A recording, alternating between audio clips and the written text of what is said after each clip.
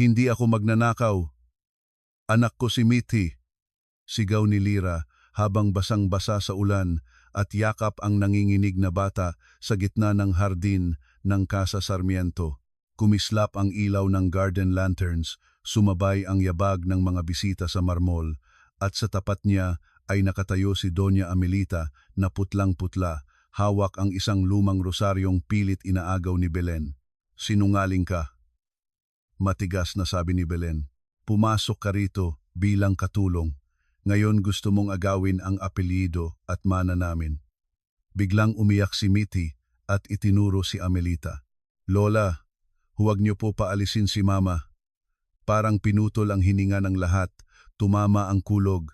Nabitawan ni Doña Amelita ang rosaryo nang makita ang munting birthmark sa batok ng bata, kaparehong buwan na nakaukit sa alaala niya noong gabing ninakaw ang anak niya. At bago pa siya makapagsalita, dumating ang abogado na may dalang sobre. Huli na ang pagtatago, sabi nito. May resulta na. Kung mahilig ka sa mga kwentong may lihim ng pamilya, pag-ibig ng ina at gantihang dumudurog ng puso, samahan mo ako hanggang dulo. 3 buwan bago pumutok ang gabing iyon, si Lira Bailon ay nakaupo sa dulo ng evacuation center sa Navotas. Hawak ang lumang cellphone na huling sinangla at tinubos niya ng 3 beses sa loob ng 1 taon. Sa tabi niya, ang 2 taong gulang na si Mithi ay naglalaro ng tansan at piraso ng karton na parang mga mamahaling manika ang hawak. Ganito ang bata niya, hindi reklamador, hindi mapili. Matamang nakatingin sa mundo na parang inuunawa kung bakit kailangang magtipid kahit sa paghinga. Sa kabilang dulo ng covered court, may umiiyak na bagong silang, may nag-aaway na mag-asawa tungkol sa relief goods, at may matandang inuubo sa hinabing banig. Sa gitna ng lahat ng iyon, may isang post sa Barangay Jobs Board na paulit-ulit na pumapasok sa isip ni Lira. Kailangan ng live-in care aid at kitchen assistant sa Batangas. Maayos ang tirahan, kasama ang isang dependent kung talagang kinakailangan.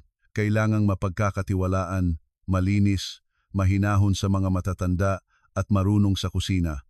Maaari raw tumawag mula 8:00 ng umaga hanggang 5:00 ng hapon. 2 beses na niyang tinitigan ang numerong iyon, 2 beses ding umatras. Ang una, dahil sino ba ang tatanggap ng babaeng may maliit na anak.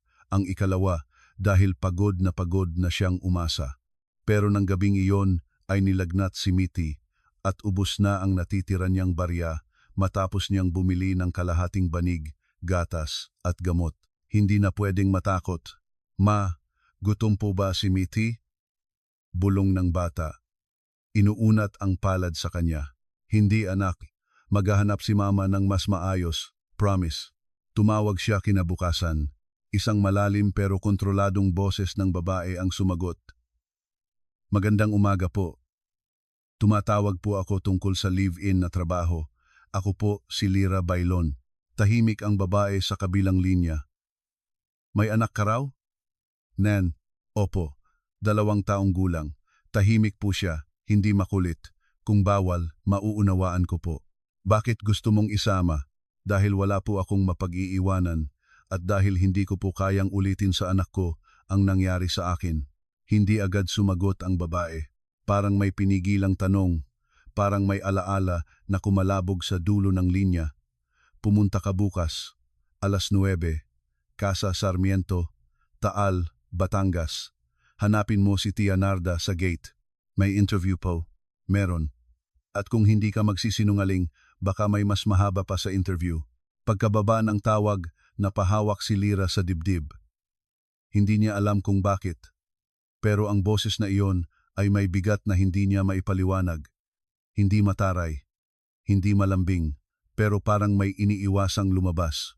Sa magdamag na iyon, hindi natulog si Lira ng maayos. Nilabhan niya sa banyo ng evacuation center ang isa niyang matinong blouse, ang kupas na paldang maayos pa ang laylayan, at ang maliit na bestidang rosas ni Mithi na may tinahing bulaklak sa kwelyo. Siya rin ang gumawa ng burda noon. Noong akala niya ay magtatagal pa siya sa patahian sa Malabon. Pero nang mamatay ang may-ari at kunin ng pamangkin ang pupwesto, Unang natanggal ang mga empleyadong walang kapit.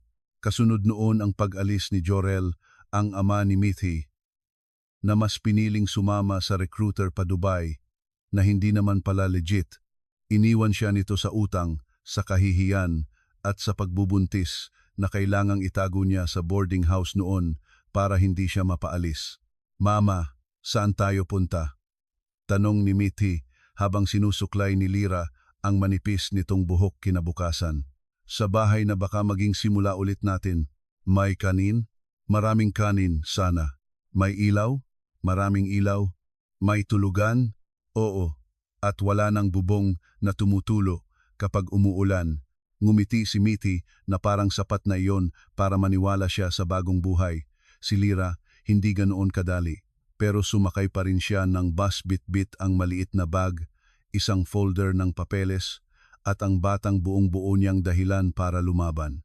Pagdating sa Taal, sinalubong siya ng init ng kalsadang may amoy kahoy, kapeng barako at lumang pader na nakakita na ng kung ilang henerasyon ng yabang at pangarap.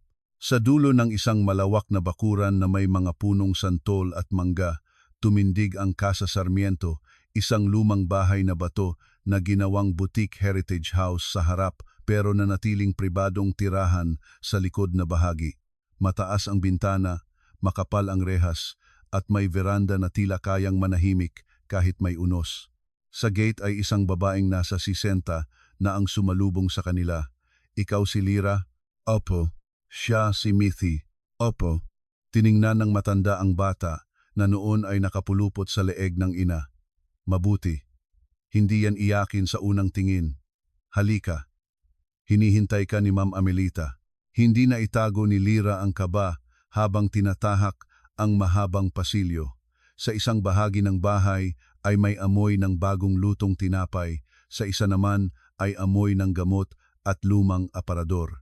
May mga larawan sa dingding, mga pista, kasal, graduation, ribbon cutting, larawan ng mga taong halatang sanay sa kamera at kapangyarihan. Ngunit sa gitna ng karangyaan ay may isang pader na kakaiba. Iisang portrait lang ang nakasabit doon. Isang batang babaeng mga 2 o 3 taong gulang, nakaputing bestida, may malaking mata at pilit ng ngiti. Walang caption. Kanino po iyon? Naitanong ni Lira. Saglit na natigilan si Tia Narda. Lumang alaala. Huwag mo nang usisain sa unang araw. Pagpasok nila sa sunroom, nakaupo roon ang babaeng nakausap niya sa telepono, si Doña Amelita Sarmiento. Hindi na bata, pero hindi mapapantayan ang tindig. Manipis ang labi, tuwid ang leeg, mahinahon ang galaw. Suot niya ang simpleng linen na kulay garing at isang rosaryong perlas na paikot sa pulso. Sa unang tingin ay puwede siyang mapagkamalang istriktang principal. Sa ikalawa, mapapansin ang lamat sa ilalim ng kontrol, ang puyat sa ilalim ng mata, ang mga daliring hindi mapakali, ang titig na parang palaging may hinahanap. Lira Bailon, sabi nito. Umupo ka. Opo. Huwag kang masyadong kabahan. Kapag kinakabahan ng tao, madalas nagsisinungaling. Hindi po ako sanay magsinungaling. Magandang sagot. Hindi ibig sabihing totoo. Hindi alam ni Lira kung matatakot siya o matatawa. Habang nakaupo, marahang pinatong ni Mithi ang ulo sa balikat niya. Doon tumama ang mga mata ni Doña Amelita sa bata. Biglang tumigas ang kanyang mukha. Hindi takot, hindi galit. Isang uri ng pagkabigla na dumaan sa buto. Anong pangalan ng bata? Mithi po. Ilang taon? 2 po, noong 1 buwan. Bakit Mithi? Dahil pangako po siya sa akin. Pag-asa. Tumayo si Doña Amelita. Lumapit. Hindi agad sa bata, kundi sa mukha ni Lira, saka sa maliit na kamay ni Mithi na nakahawak sa kuwelyo ng blouse niya. Mithi, ulit niya, at parang tinitikman ang salita. Pwede ko bang buhatin? Bago pa makasagot si Lira, si Mithi na mismo ang nag-abot ng 2 kamay, tila may pamilyar na init sa harap niya. Nang buhatin ni Doña Amelita ang bata, biglang humawak si Mithi sa rosaryo sa pulso ng matanda at tumawa. Hindi alam ni Lira kung bakit, pero namutla si Doña Amelita na parang may sumiklab na alaala sa mismong balat niya. "Ma'am?" Mahina niyang sabi. Bumalik sa sarili ang matanda at agad ibinalik si Mitty. "Pasensya, nasanay lang ako sa mga bata noon. May anak po kayo?" Ang tanong ay parang batong inihagis sa tahimik na lawa. Pumikit si Doña Amelita bago sumagot. "Mayroon. Wala na ngayon." Hindi na umimik si Lira. Dumating ang isa pang lalaki mula sa pinto sa gilid. Malapad ang balikat, maputi ang buhok sa gilid ng sentido, malinis ang polo, at may kilos ng taong sanay magpatawa para maibsan ang sakit sa bahay. "Baka naman iniihaw mo na agad ang aplikante, Amelita," sabi niya. "Ako si Fausto Sarmiento. Magandang umaga po." "Magandang umaga rin. Ito na ba ang batang iyan?" Lumapit siya kay Mitty, kumindat, at agad ngumiti ang bata. "Aba, madaling kaibiganin. Laging ganon ang reaksyon ng anak ko sa mababait," sabi ni Lira.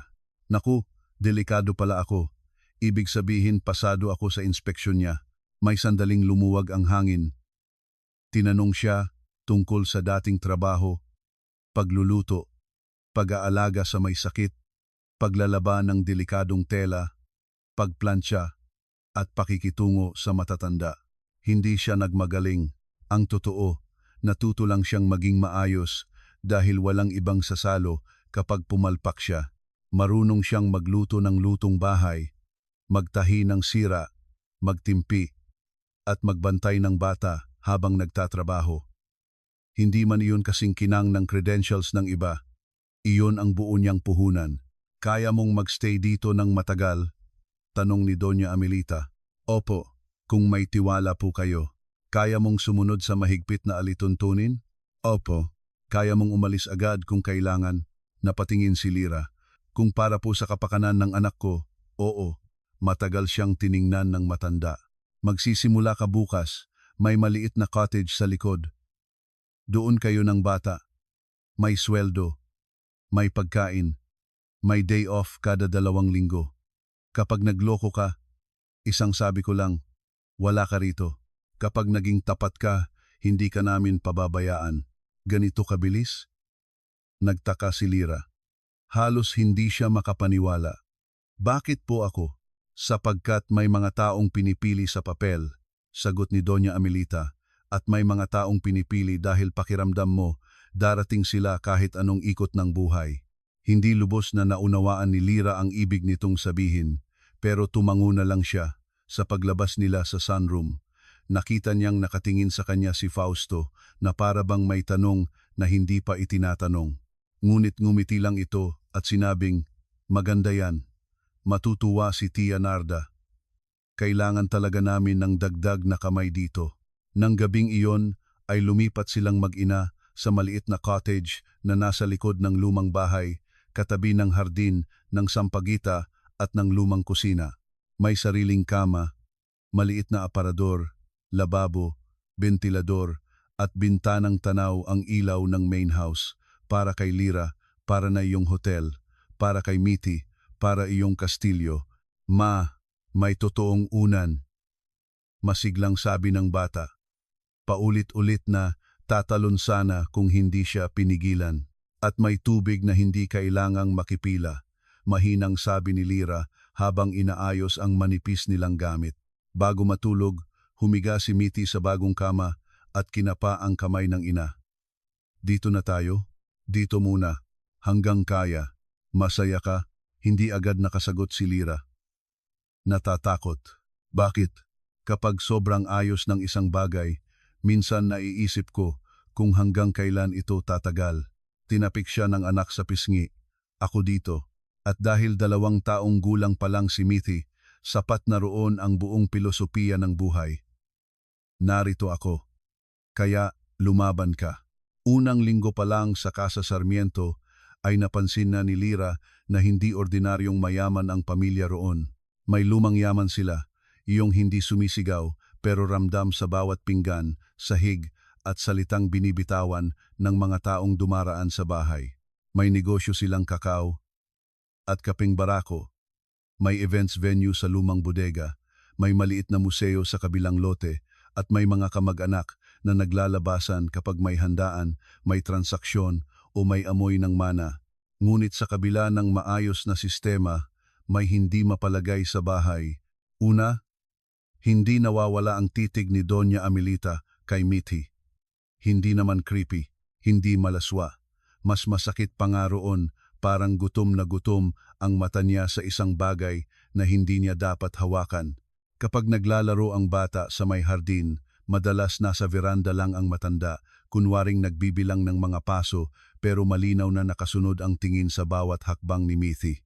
Kapag pinapakain ni Lira ang anak sa high chair sa pantry, madalas daraan si Doña Amelita para tanungin kung kumain na ba ang bata, kung anong gatas ang iniinom, kung mahimbing bang natutulog, kung may kinatatakutan ba sa gabi. Mga tanong na normal lang siguro para sa amo, kung hindi masyadong marami at kung hindi masyadong may kirot ang boses. Ikalawa, may mga silid sa bahay na halatang sagrado at ipinagbabawal. Isa rito ang lumang nursery sa ikalawang palapag na laging nakalock. Isang hapon, habang naghahanap siya ng malinis na kumot na iniutos ni Tia Narda, napadaan si Lira sa dulo ng pasilyo at nakitang bahagyang nakaawang ang pinto. Mula sa siwang ay nakita niya ang lumang wooden horse, kulay puting duyan, at mga laruan na tila hindi ginalaw sa loob ng maraming taon. Huwag ka diyan, napatalon siya sa gulat. Nasa likod niya si Tia Narda, mahigpit ang titig. Pasensya na po, naghahanap lang ako ng... Hindi yan ang lugar para sa paghahanap. Kapag sinabi ng may-ari na huwag, saglit na lumambot ang tono nito. Maraming kwarto ang bahay na ito, Hija. May iba roong bodega lang. May iba naman, punong-puno ng hindi pa, tapos ilibing. Mula noon ay hindi na siya muling sumilip. Ikatlo, may pangalan sa bahay na binabanggit ng pabulong, si Belen Arnaiz. Hindi siya nakatira roon pero dumadalaw ng walang pasabi. Ayon kay Tia Narda, hipag ito ni Doña Amelita, kapatid ng yumaong unang asawa ng ama ni Fausto sa una niyang negosyo. Masalimuot ang relasyon ng mga Sarmiento at Arnaiz. May utang na loob, may nagawang pabor, may napatawad pero hindi nakalimutan. Si Belen daw ang tipo ng kamag-anak na marunong ngumiti sa harap ng handaan at manaksak ng reputasyon sa likod ng kusina. Hindi ito mahalaga kay Lira noong una, hanggang sa dumating si Belen isang Sabado ng hapon. Ayan pala ang bagong alila, sabi ng matalim na boses habang nag-aayos si Lira ng platito ng merienda sa beranda. Hindi siya sumagot agad. Nakaharap niya ang babaeng maputi, mabango at halos singtanda ni Doña Amelita, pero mas matingkad ang lipstick kaysa init ng araw. Naka-lace blouse ito, may perlas sa tainga, at ang ngiting parang laging may kasamang insulto. Hindi po alila. Staff po, malamig. Nasabi ni Tia Narda na naroon din. Naku, pare-pareho lang naman yan. Pag wala ka rito, staff. Pag may inutos, alila. Lumapit si Mithi. Bit-bit ang laruan niyang kahoy na kabayo. Mama, gutom, sandali, anak. Nanlisik ang mga mata ni Belen sa bata. Kasama mo ang anak mo rito? Opo. At pumayag si Amelita, napailing ito. Himala, dati nga ayaw niyan sa maingay na bata. Sa di kalayuan, bumukas ang pinto at lumabas si Doña Amelita. Belen, matigas nitong sabi, dumating ka palang walang abiso. Huwag ka nang magmalinis, Amelita. Pamilya pa rin ako rito. Pamilya ka kapag marunong kang rumespeto sa bahay. Napangiti si Belen. At itong batang ito? Pamilya mo na rin ba? Tumahimik ang lahat. Isang segundong lumamig ang hangin. Kumapit si Mithi sa palda ni Lira. Sumagot si Doña Amelita nang hindi kumukurap. Ang batang iyan ay panauhin sa ilalim ng bubong ko. Sapat ng dahilan iyon para huwag mo siyang bastusin. Mula sa simpleng palitan ng salita, naunawaan na ni Lira na may matinding dahilan kung bakit hindi nawawala ang alitan sa bahay. Sa mga sumunod na araw, naging mas malinaw ang ugali ng bawat isa. Si Fausto, bagaman hindi madaldal sa harap ng mga bisita, ay may kabaitan sa likod ng formalidad. Siya ang nagpakabit ng maliit na lampshade sa cottage para hindi mangapa si Mitty sa gabi. Siya rin ang nagsabi sa driver na sabayan si Lira kung may kailangang gamot para sa bata sa bayan. Pero hindi rin siya bulag. Napapansin niya ang mga biglang paninigas ni Doña Amelita kapag naririnig niya si Mitty kumanta ng kung anong himig, lalo na ang munting tulang paulit-ulit na inaawit ni Lira tuwing pinapatulog ang anak. Tulog na, buwan ko, huni ng dagat, yakap ng hangin, uwi ka sa akin. Kanino mo natutunan ang oyaying iyan? Tanong ni Fausto, isang gabi nang maabutan niya si Lira sa kusina. Hindi ko po alam. Parang matagal ko na lang siyang alam. Kinakanta raw iyon sa akin nang madrasta ko sa ampunan. Napailing siya. Hindi ko po sigurado. Napailing siya. Sa may pintuan, hindi niya napansing naroon pala si Doña Amelita, nanlalamig ang mga daliri sa tray na hawak. Agad itong tumalikod. Kinagabihan ding iyon, narinig ni Lira ang mahinang sagutan mula sa study sa ibaba. Hindi siya nakikialam dapat, pero nakasalubong niya ang tunog habang ibinababa ang tuyong labada. Hindi na normal ito, Amelita, mariing sabi ni Fausto. 14 na araw mo nang tinititigan ang bata na parang may espiritong bumabalik. Wala kang alam. Kung may hindi ako alam, sabihin mo. Hindi pa puwede.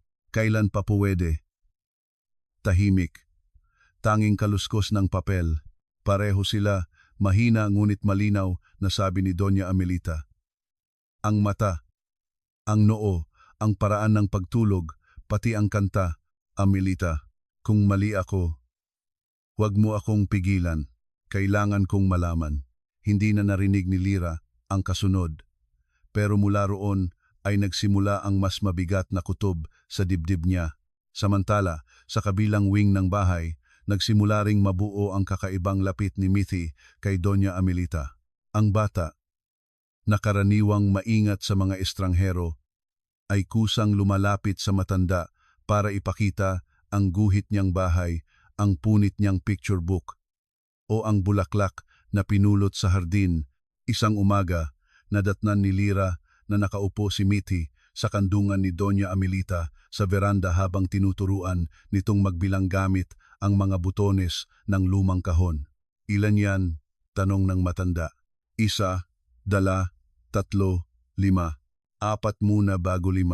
4. Tawa ng bata. Napatigil si Lira. Hindi dahil masama ang tagpo. Kabaliktaran nga. Sobrang lambing na nakakapanibago. Parang may bahaging dapat natuwa siya dahil may nagmamahal sa anak niya, pero may bahagi ring biglang nag-ingat. Sa buhay niya, lahat ng sobrang ganda ay may kapalit na sakit. Lira, sabi ni Doña Amelita nang mapansin siya, kumain na ba si Mitty? Opo, babalik ko na po siya sa cottage para makaidlip. Pwede bang dito muna? Hindi pa siya inaantok. Mitty? Tanong niya sa anak. Dito po kay Lola Mela. Napakunot noo si Lira. Sinong nagturo niyan? Ako po. Proud na sabi ng bata. Siya si Lola Mela. Muntik mapatid ang hininga ni Doña Amelita. Si Lira naman ay ngumiti ng pilit. Hindi po pwedeng basta-basta tawaging Lola ang tao, anak. Bakit? Tanong ni Mitty. Mabait naman. Natahimik silang lahat. Sa huli ay si Doña Amelita ang nagsabi, hayaan mo siya, bata naman. Pero nang gabing iyon, matagal siyang nakatingin sa itim na kisame ng cottage habang yakap ang natutulog na anak. Hindi niya alam kung ano ang kinatatakutan niya, na baka masyadong mahulog ang loob ni Mitty sa bahay na hindi naman kanila o na baka siya mismo ang matutong maniwala sa init na hindi para sa kanila.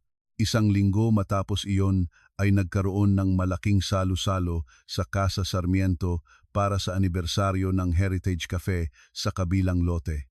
Dumating ang mayor, mga negosyante, art patrons, mga pamangkin sa Maynila, at siyempre si Belen na parang laging may kamera sa likod ng bawat kilos. Simula umaga ay abala si Lira sa kusina, naghahanda ng table mousse, ensaymada na may kesong puti, adobong dilaw at mini suman sa lihiya. Dahil walang mapag-iiwanan sa bata, pinatulog niya si Mitty sa playpen sa sulok ng pantry. Tahimik ang lahat hanggang bandang 6:00 nang marinig niya ang matinis na sigaw mula sa main hall. Nasaan ang rosaryong iyon? Nagkagulo. Tumakbo si Tia Narda, kasunod si Fausto.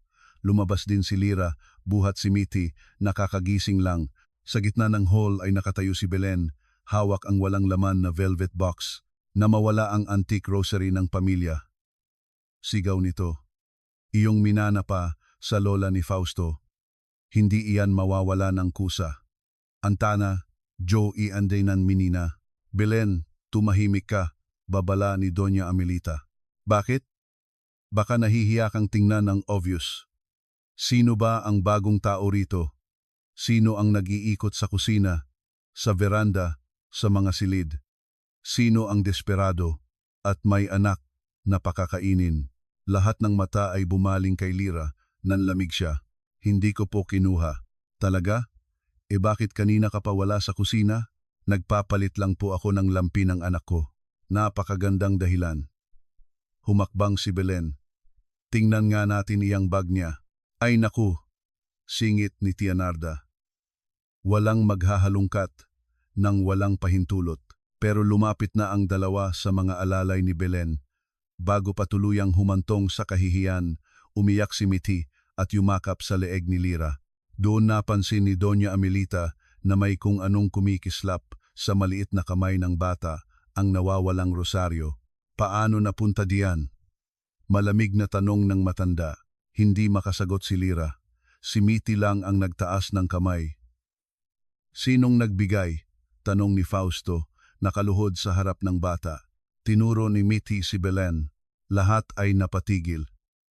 Bata lang iyan, matigas na sabi ni Belen. Ano bang alam niyan? Alam ng bata kung sino ang nag-abot sa kanya, balik ni Doña Amelita. At bakit mo ibibigay sa isang paslit ang nawawala mong rosaryo?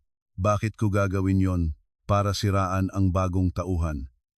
Hindi na sumagot si Belen, pero nakita ni Lira ang isang mabilis na galaw sa gilid ng labi nito, hindi pagtataka, kundi pagkadismayang hindi natuloy ang plano. Pinauwi agad ni Doña Amelita ang ilang bisita at pinatapos ang usapan sa isang malamig na pahayag. Sa bahay na ito, walang paratang na walang ebidensya at walang pagyurak sa dangal ng tao dahil lang may pera tayo. Pagkatapos ng insidente, dinala ni Fausto sa cottage ang isang tray ng pagkain para kina Lira at Mitty. Pasensya ka na sa nangyari, sabi nito. Hindi niyo po kasalanan, pero bahay namin ito. Responsibilidad naming maging ligtas ka rito. Napatulo ang luha ni Lira, hindi dahil sa takot, kundi dahil hindi siya sanay na ipinagtatanggol. Salamat po. Matulog ka na muna. Bukas, kakausapin ka ni Amelita.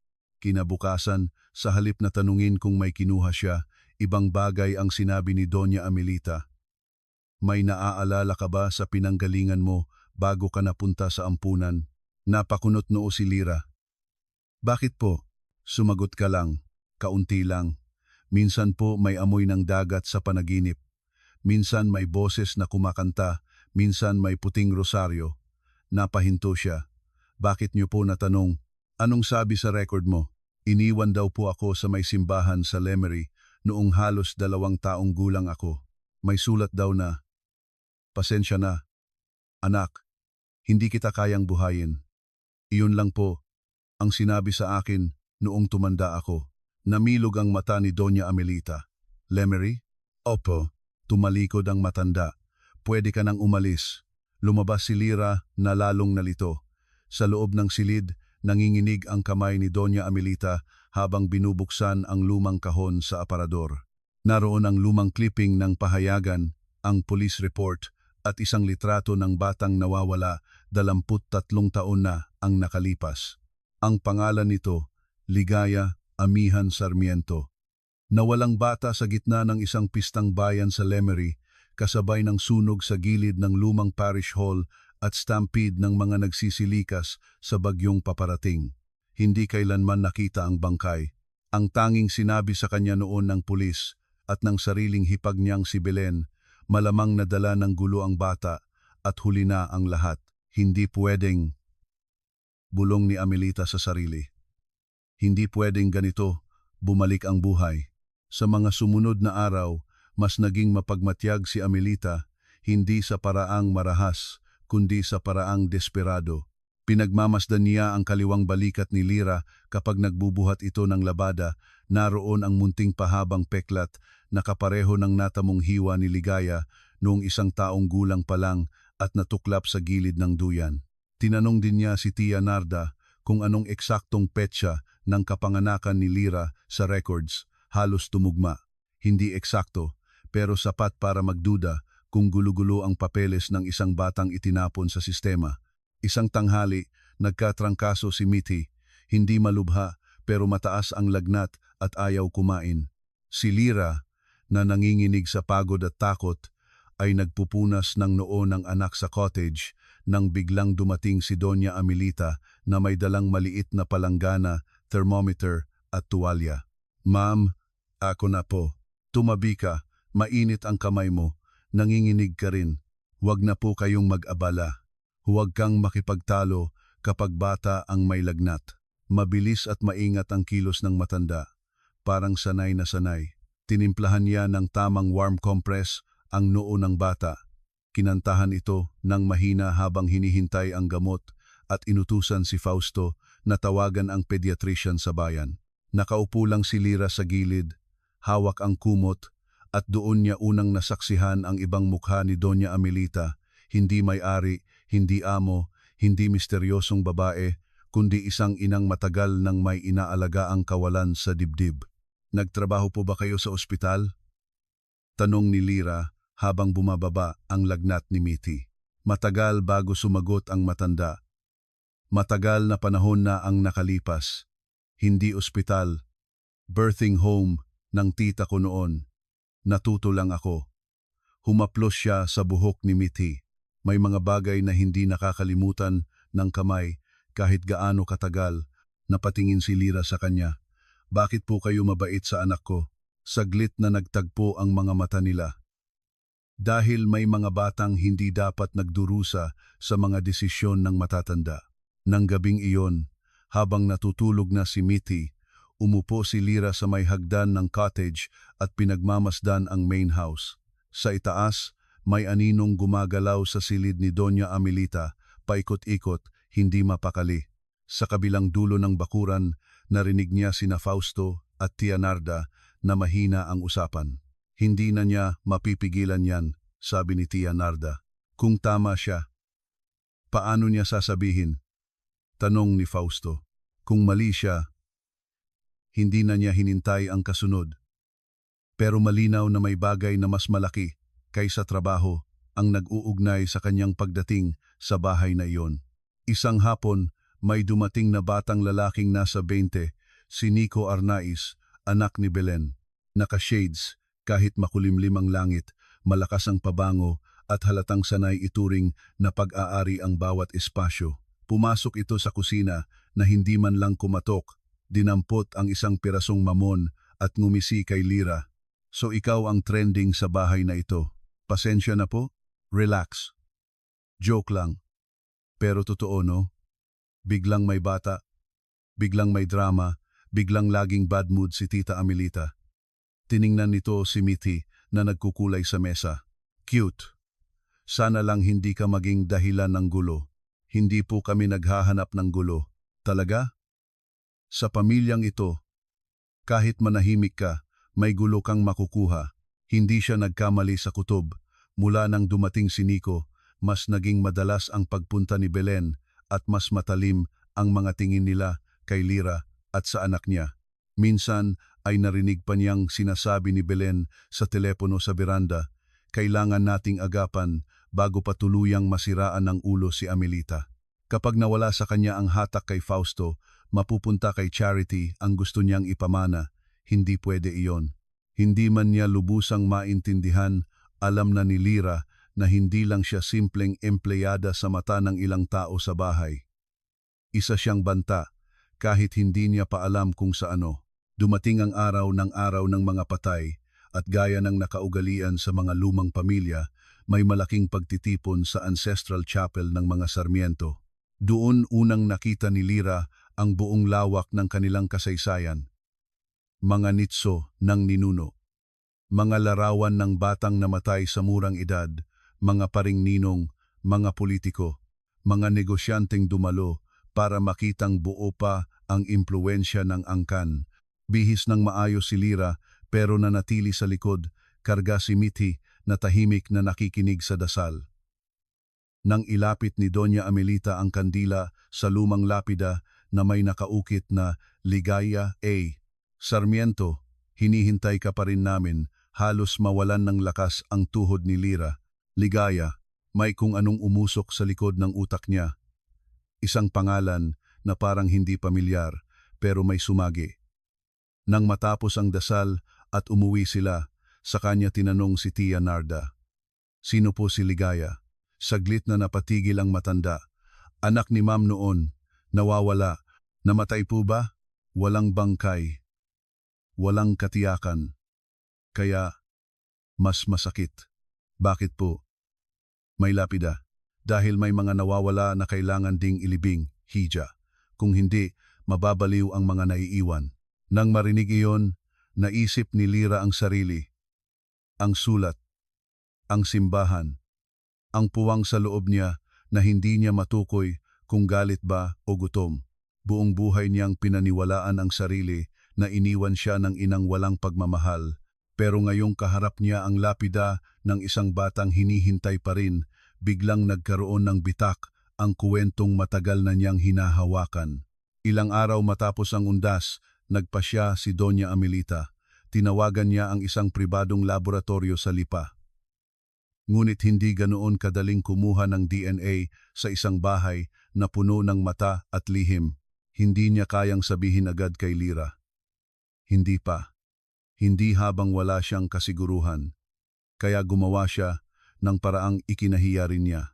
Isang umaga, habang abala si Lira sa pag-aayos ng table setting at natutulog si Mithi sa stroller, marahang pinitas ni Amelita ang ilang hibla ng buhok mula sa suklay na naiwan sa sink ng pantry. Sa cottage naman, nang magpalit ng bedsheet si Tia Narda, maingat nitong kinuha ang buhok ni Lira sa unan, sa utos ng amo, ngunit kita sa mukha ang alinlangan.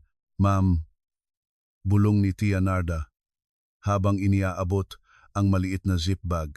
Kapag mali tayo, paano na? Kapag hindi ko ginawa, hindi na ako makakatulog. Kapag tama, mas lalong hindi na ako makakatulog, sagot ni Amelita. Kumuha rin siya ng sarili niyang sample. 2 araw siyang halos hindi nakakain matapos maipadala ang mga iyon sa lab. Maging si Fausto ay napilitang tumahimik muna kahit gusto na niyang malaman ang totoo. Huwag kang mag-isa sa bigat na ito, sabi niya. Matagal ko nang binubuhat to nang mag-isa. Malamig na sagot ni Amelita. Hindi ko tinatanong ang nakaraan mo. Sinasabi kong nandito ako sa kasalukuyan. Natigilan ang babae, ngunit hindi pa rin siya sumagot. Samantala, sa panig ni Lira, nagsisimula ng sumikip ang dibdib niya sa kakaibang puwersang humihila sa bahay. Puno ng kontradiksyon ang bawat araw, tahimik si Mithi at lumalakas ang loob dahil sa pag-aruga ng matatanda. Si Fausto ay hindi nakakapagpalipas ng isang araw nang hindi nag-iiwan ng prutas o laruan para sa bata. Si Doña Amelita naman ay tila lalong lumalapit, ngunit sabay ding umiiwas kapag napapaso sa sariling emosyon. Isang gabi, matapos makatulog ni Mithi, biglang dumating si Amelita sa cottage na may dalang lumang kahon. Pwede bang pumasok? Opo. Inilapag ng matanda ang kahon sa mesa. May mga lumang bestida rito. Hindi ko nagamit. Baka kasya na kay Mithi sa susunod na taon. Binuksan ni Lira at napatda. Mga dekalidad na damit pambata, lumang-luma pero iningatan, may maliliit na burda ng buwan at bituin sa kwelyo. Ang gaganda po. Hindi ko kayang itapon. Humigpit ang hawak ni Amelita sa rosaryo sa pulso.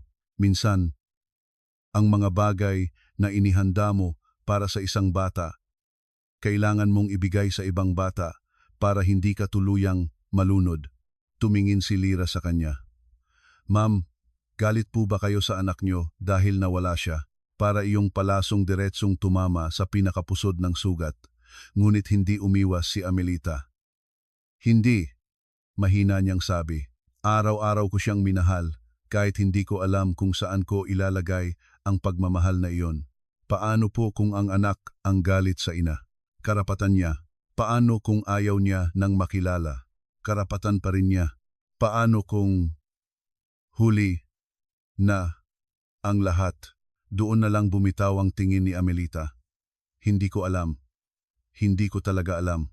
Nang makaalis ang matanda, matagal na nakaupo si Lira sa tabi ng kahon.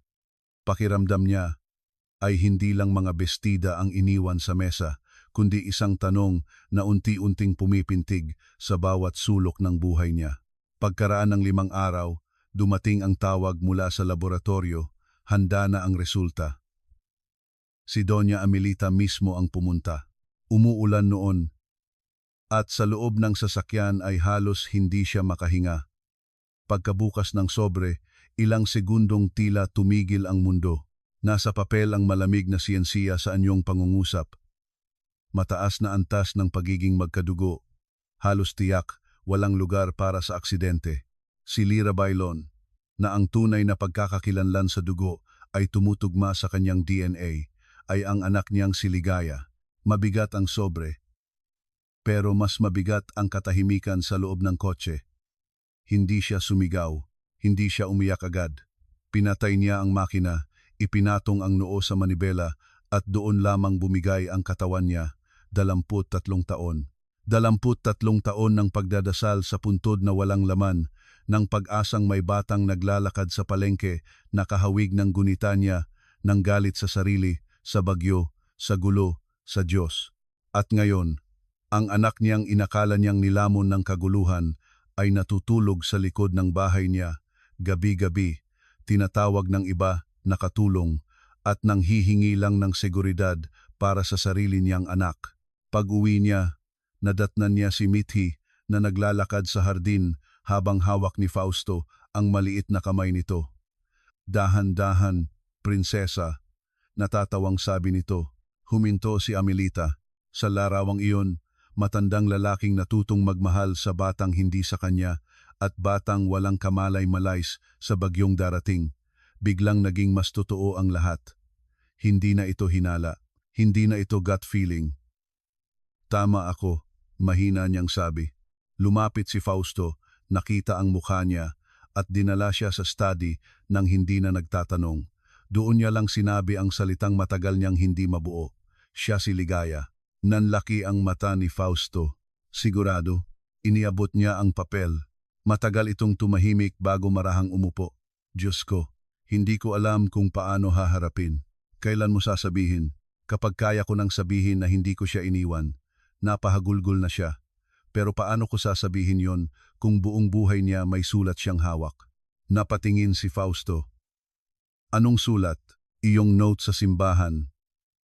Iyong sinasabi sa record na iniwan siya. Hindi ako ang sumulat noon. Ni hindi ko alam na may ganon. Pareho silang natahimik. Sa katahimikang iyon, unang sumilip ang mas madilim na posibilidad. Belen, sabay nilang nasabi. Ang sumunod na mga araw ay naging mapanganib. Kapag ang isang lihim ay hindi na maikakandado, kusang humahanap ito ng bitak. Tinawagan ni Amelita ang dating pulis na humawak sa kaso, pati ang matandang madre sa orphanage na may hawak noon sa records ni Lira. Paunti-unti, may mga pirasong nagsimulang umangat mula sa putik. Oo, sa araw na nawala si Ligaya ay may kaguluhan sa labas ng parish hall dahil sa biglang sunog sa storage tent ng pista. Oo, si Belen ang huling nagsabing karga niya ang bata habang si Amelita ay sumugod sa isa pang bahagi para tulungan ang isang nasusunog na altar cloth. Oo, may isang babaeng naghatid ng batang may pulseras na may inisyal sa kumbento makalipas ang 2 araw, ngunit iba ang apeliidong ginamit. At oo, ang sulat na iniwang kasama ng bata ay hindi kailanman napatunayang galing sa tunay na ina. Bakit niya gagawin? Tanong ni Fausto. Hindi agad sumagot si Amelita. Hanggang sa maalala niya ang lahat ng taon na paulit-ulit siyang hinihikayat ni Belen na magpagawa ng bagong testamento, ang pagpilit nitong ilipat ang ilang bahagi ng negosyo kay Nico dahil wala namang sariling anak si Amelita, ang maliliit na panunulsol tuwing may usapang mana. Kung hindi natagpuan ang anak ni Amelita at kung hindi sila nagkaanak ni Fausto, mas madali para kay Belen na manatiling nakadikit ang angkan niya sa yaman ng mga Sarmiento. Ngunit hinala pa lang iyon. Kailangan niya munang harapin si Lira. Pumili siya ng gabing payapa, walang bisita, maaga natulog si Mithi. Nasa veranda si Fausto para magbigay ng distansya at si Tia Narda ay nagdasal muna sa maliit na altar sa kusina. Sa cottage, nadatnan ni Amelita si Lira na nagtutupi ng maliliit na damit. "Pwede ba tayong mag-usap?" tanong niya. "May problema po ba kay Mithi?" "Wala. Tayo ang may problema." Umupo sila. Walang magarang prelude, walang paikot-ikot. Marahil dahil alam ni Amelita na mas lalong masasaktan ang anak niya kung patatagalin pa. "Lira, may sasabihin ako. At pagkatapos nito, may karapatan kang sigawan ako, itaboy ako, o umalis sa bahay na ito, kasama ang anak mo." Napakunot noo si Lira. "Hindi ko po maintindihan. Nagpa-DNA test ako." Biglang tumigas ang likod ng dalaga. "Sa akin? Wala kayong karapatang gawin iyon nang walang pahintulot ko. Alam ko. At humihingi ako ng tawad. Kasalanan ko iyon." Huminga siya ng malalim. "Pero ginawa ko dahil sa kutob na unti-unti akong pinapatay." "Anong kutob?" Sumagot ang babae ng halos pabulong. "Na ikaw ang anak kong nawala." Napatayo si Lira, parang nilamon ng hangin ang tunog sa cottage. "Ano, Lira? Ang totoo mong pangalan ay Malamang Ligaya. Ikaw ang anak ko." "Hindi." Tumawa siya, pero tuyo at baliw ang tunog. "Hindi." Iniabot ni Amelita ang sobre. Kinuha iyon ni Lira ng may panginginig at binasa. Sa una ay hindi niya maintindihan. Sa ikalawa, nagdilim ang paningin niya. Sa ikatlo, napahawak siya sa lamesa. "Hindi." Ulit niya, pero mas mahina na. "Hindi ito puwede. Iniwan ako. May sulat, may record. Walang naghahanap sa akin. Hinahanap kita. Bakit ngayon?" Pumutok ang galit niya. "Bakit ngayong nasa bahay mo ako bilang tauhan? Bakit hindi noong 5 ako, 10, 18? Bakit hindi noong umiiyak ako sa ampunan tuwing Pasko? Bakit hindi noong nanganganak ako na walang katabi? Bakit ngayong nagagamit mo ako rito?" Bawat tanong ay tila sampal. Tinanggap iyon ni Amelita nang hindi umiwas. "Dahil akala ko, patay ka. Mas madali ang dahilan." "Totoo yan. Anong gusto niyo?" "Bigla kitang tawaging nanay. Bigla kong kalimutan na lumaki akong parang basurang ipinasa-pasa." Narinig ang munting ungol mula sa higaan. Nagising si Mithi sa lakas ng boses. Nilapitan agad siya ni Lira at kinarga. Umiiyak ang bata, hawak ang leeg niya. "Mama, shh, okay lang, anak." Nakatayo si Amelita sa gitna ng cottage, pigil na pigil ang paghikbi. "Wala akong hinihinging tawag. Gusto ko lang malaman mo ang totoo." "Ano ang totoo?" "Na mayaman ka, nabuhay ka, na habang ako'y namamalimos ng atensyon sa mga madre, nakatira ka rito sa malaking bahay at nagtitipon ng antik." "Hindi ganon." "Ganon ang nakita ko buong buhay ko," sigaw ni Lira. "At ngayon gusto mong sabihin na anak kita dahil pareho tayo ng dugo? Dugo lang ba ang kailangan para maging ina?" Hindi sumagot si Amelita agad. Nang magsalita siya, basag na ang boses. "Hindi. Kaya hindi kita pipilitin. Pero kahit anong galit mo, hindi mababago ng galit na anak kita. Hindi rin mababago ng dugo ang lahat ng taon na wala ka. Alam ko, nagsorry ka na ba sa batang iniwan mo sa sistema? Nagsorry ka na ba sa sarili mong anak bawat araw? Pero wala ako roon para marinig." Hindi na napigilan ni Lira ang sarili. Itinuro niya ang pinto.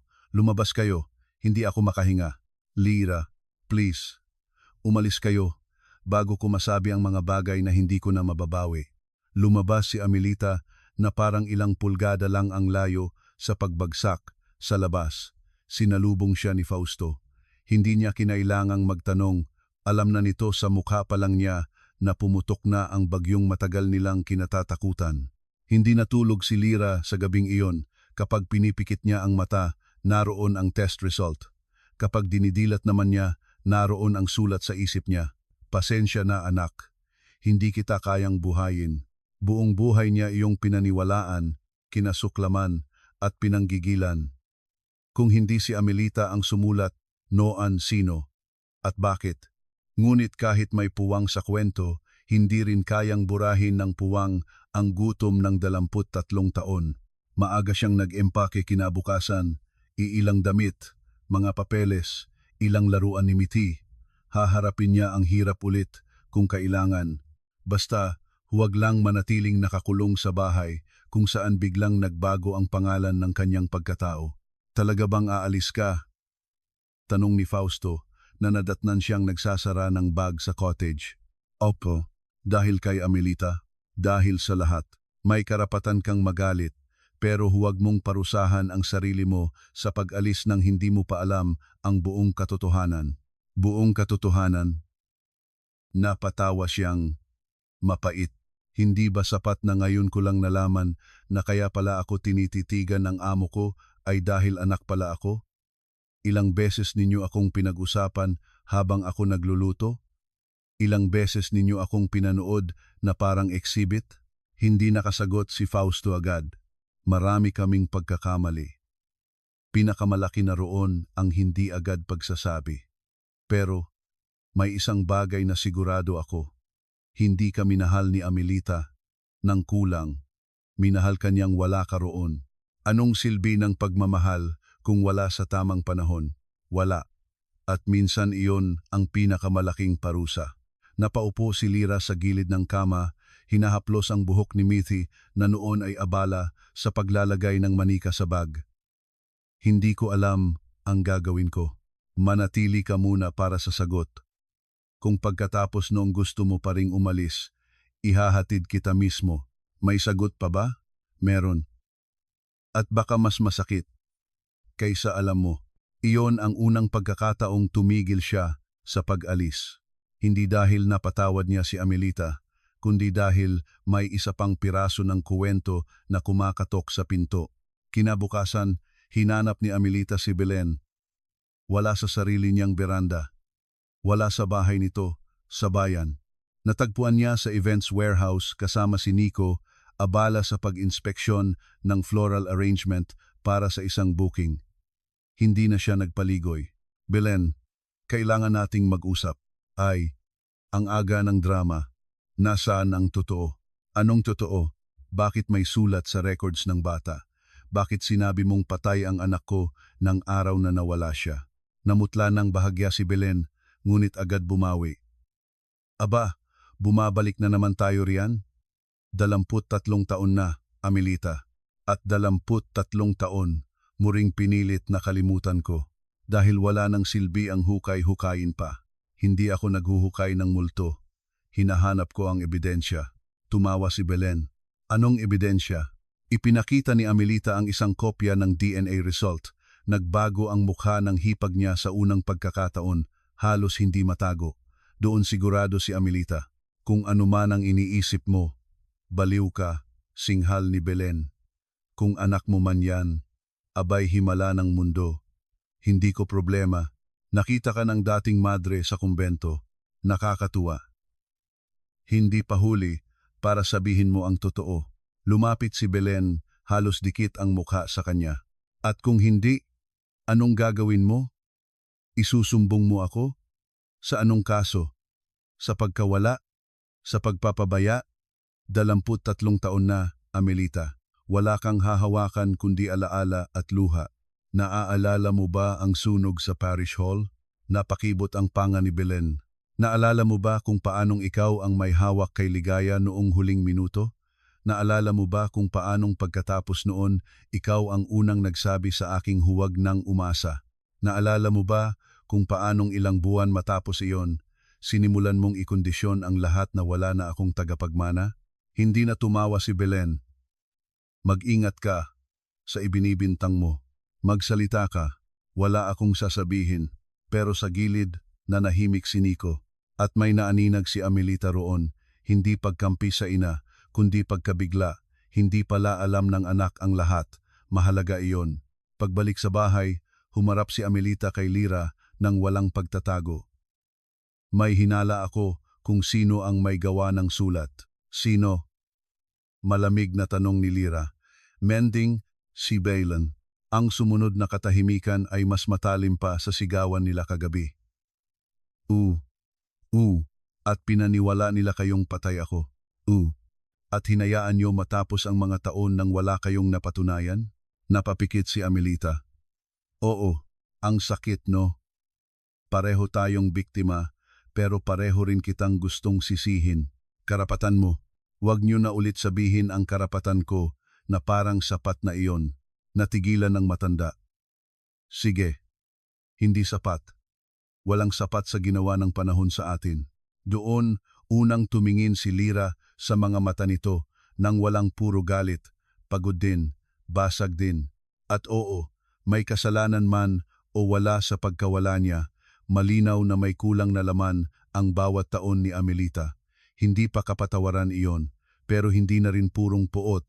Gayunman, hindi na binalak ng tadhana na pabagalin ang banggaan dahil si Belen, nang makaramdam na gumagalaw ang lupa sa ilalim niya, ang unang sumalakay.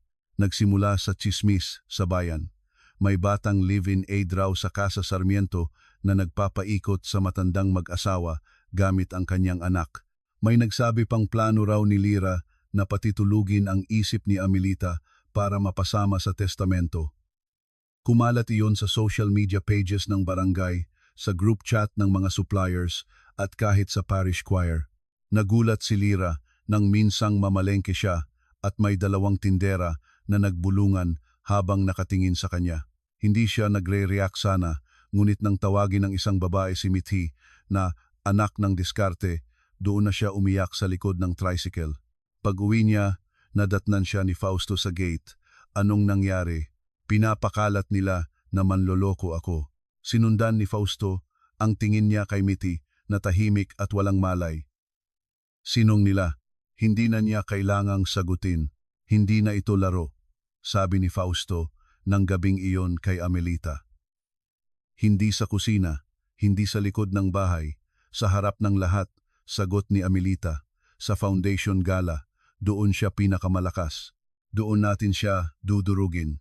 Ang foundation gala ay taunang charity event ng pamilya para sa scholarship program ng Heritage Trust.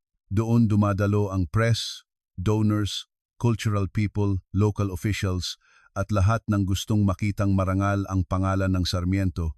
Doon din laging namamayagpag si Belen sa pagmamando ng seating plan at photo op. Pinili iyon ni Amelita dahil kung may pagtatapos man ang mahabang panlilinlang, dapat sa lugar kung saan hindi na ito maitatago sa bulungan. Bago ang gabing iyon, binalaan niya si Lira. Plano niyo, ilalantad ko si Belen. Pero may posibilidad na madamay ka. Maday na nga kami ngayon. Ano pang masasama? Myth. Si Mithi ang dahilan kung bakit gusto kong matapos na ito, putol ni Lira. Hindi ko hahayaang paglaki niya. Ang unang kwento tungkol sa nanay niya ay mang-aagaw ako ng mana. Sasama ka ba? Tinitigan siya ni Lira ng matagal. Sasama ako. Hindi para sa apelyido mo. Para sa pangalan ko. Sa mga araw na papalapit ang gala, may isa pang hindi inaasahang pangyayari. Si Nico mismo ang humarap kay Lira sa hardin. Wala ang karaniwang yabang sa mukha. Pwede ba tayong mag-usap? Kung tungkol sa nanay mo, wala akong hindi. Tungkol sa isang lumang resibo, inabot niya ang litrato ng isang lumang dokumento sa cellphone. Galing sa lumang files ni Belen na nakuha niya nang hindi sinasadya habang naghahanap ng titulo ng isang lote. Isang resibo sa isang private vehicle hire 2 araw matapos mawala si Ligaya mula Lemery papuntang San Pablo Convent. Kasama ang pangalang ginamit, Belinda Arnaiz. kargamento, child transport. Nakita ko, to kahapon lang, sabi ni Nico, halatang namumutla. Hindi ko alam ang buong kuwento, pero alam kong hindi malinis. Bakit mo ibinibigay sa akin? Dahil gago ako, pero hindi ako halimaw. At dahil napansin kong kahit kailan, hindi ako tiningnan ni Tita Amelita gaya ng pagtingin niya sa iyo at sa bata. Ngayon ko lang naintindihan kung bakit. Bakit kita pagkakatiwalaan?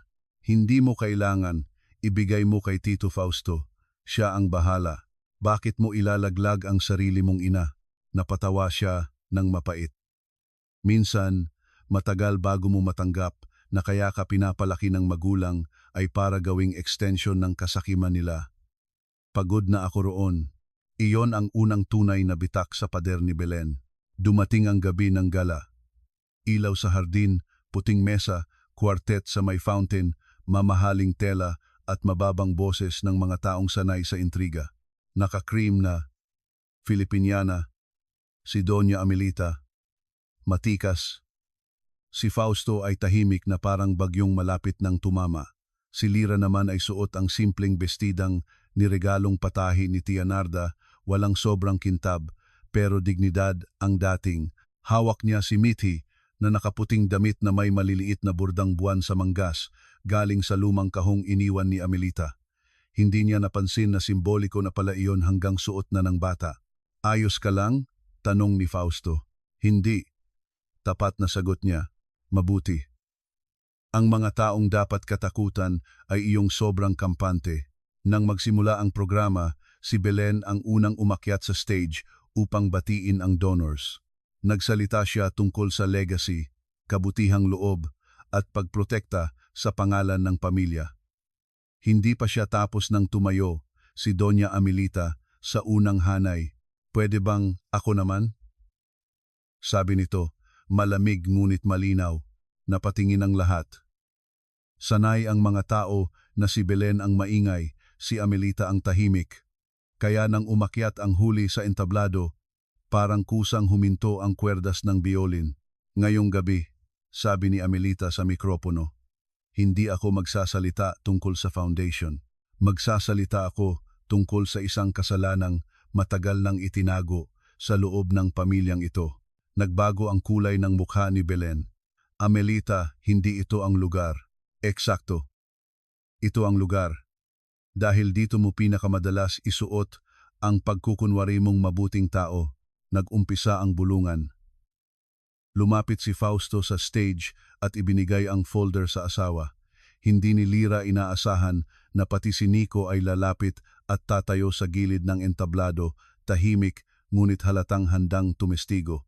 23 taon na ang nakalipas, sabi ni Amelita, na wala ang anak ko sa gitna ng sunog at kaguluhan sa pista sa Lemery.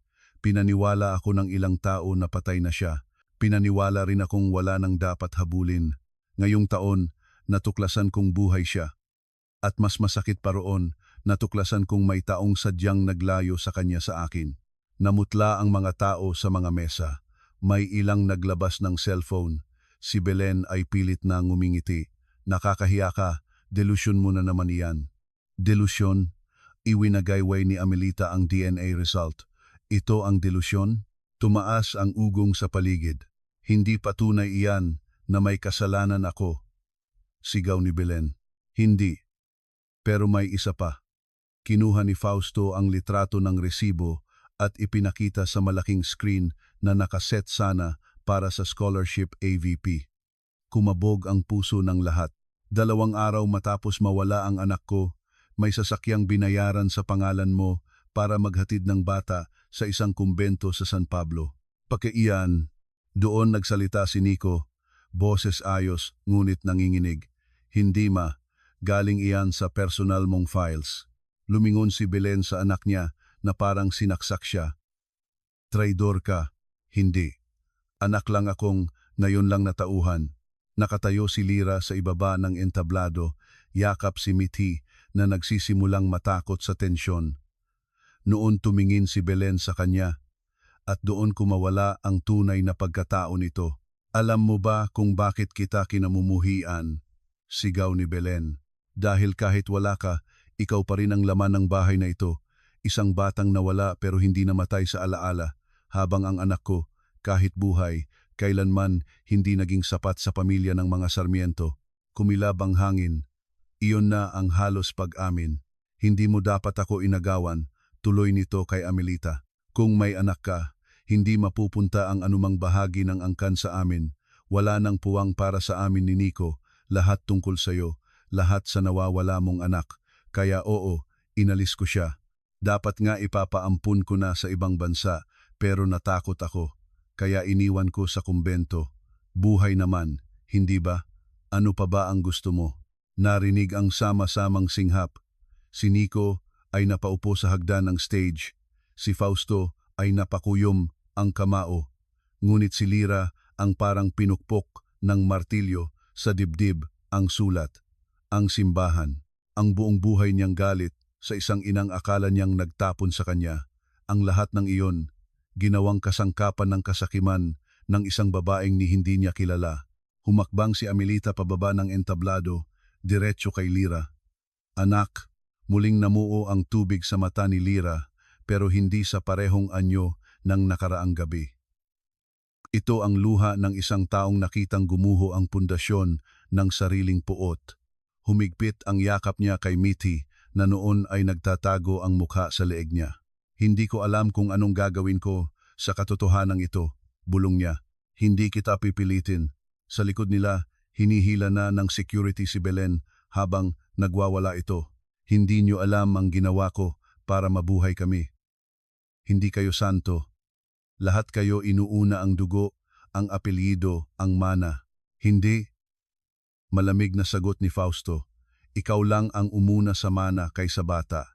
Sa gitna ng kaguluhan, biglang bumitaw si Mithy sa yakap ng ina at itinuro si Amelita. Lola, huwag po kayong umiyak. At doon bumigay ang pinakamatigas na bahagi ni Lira. Dahil sa unang pagkakataon, hindi lang niya nakita si Amelita bilang mayamang babaeng may kasalanan sa pagdududa at pagtatago. Nakita niya ang isang inang 23 taong nagnakaw sa sarili ng saya dahil ninakawan din ng anak. Hindi pa rin mabubura ng eksenang iyon ang kanyang sugat. Pero hindi na niya kayang panatilihin ang dating hugis ng galit. Hindi natapos ang usapin sa gabing iyon. Kinasuhan si Belen ng kidnapping, falsification, at iba pang krimeng pinayagan ng mga bagong ebidensya. Maraming butas dahil sa haba ng panahon, pero sapat para mawalan siya ng anumang puwang sa pamilya, sa negosyo, at sa lipunang matagal niyang dinomino.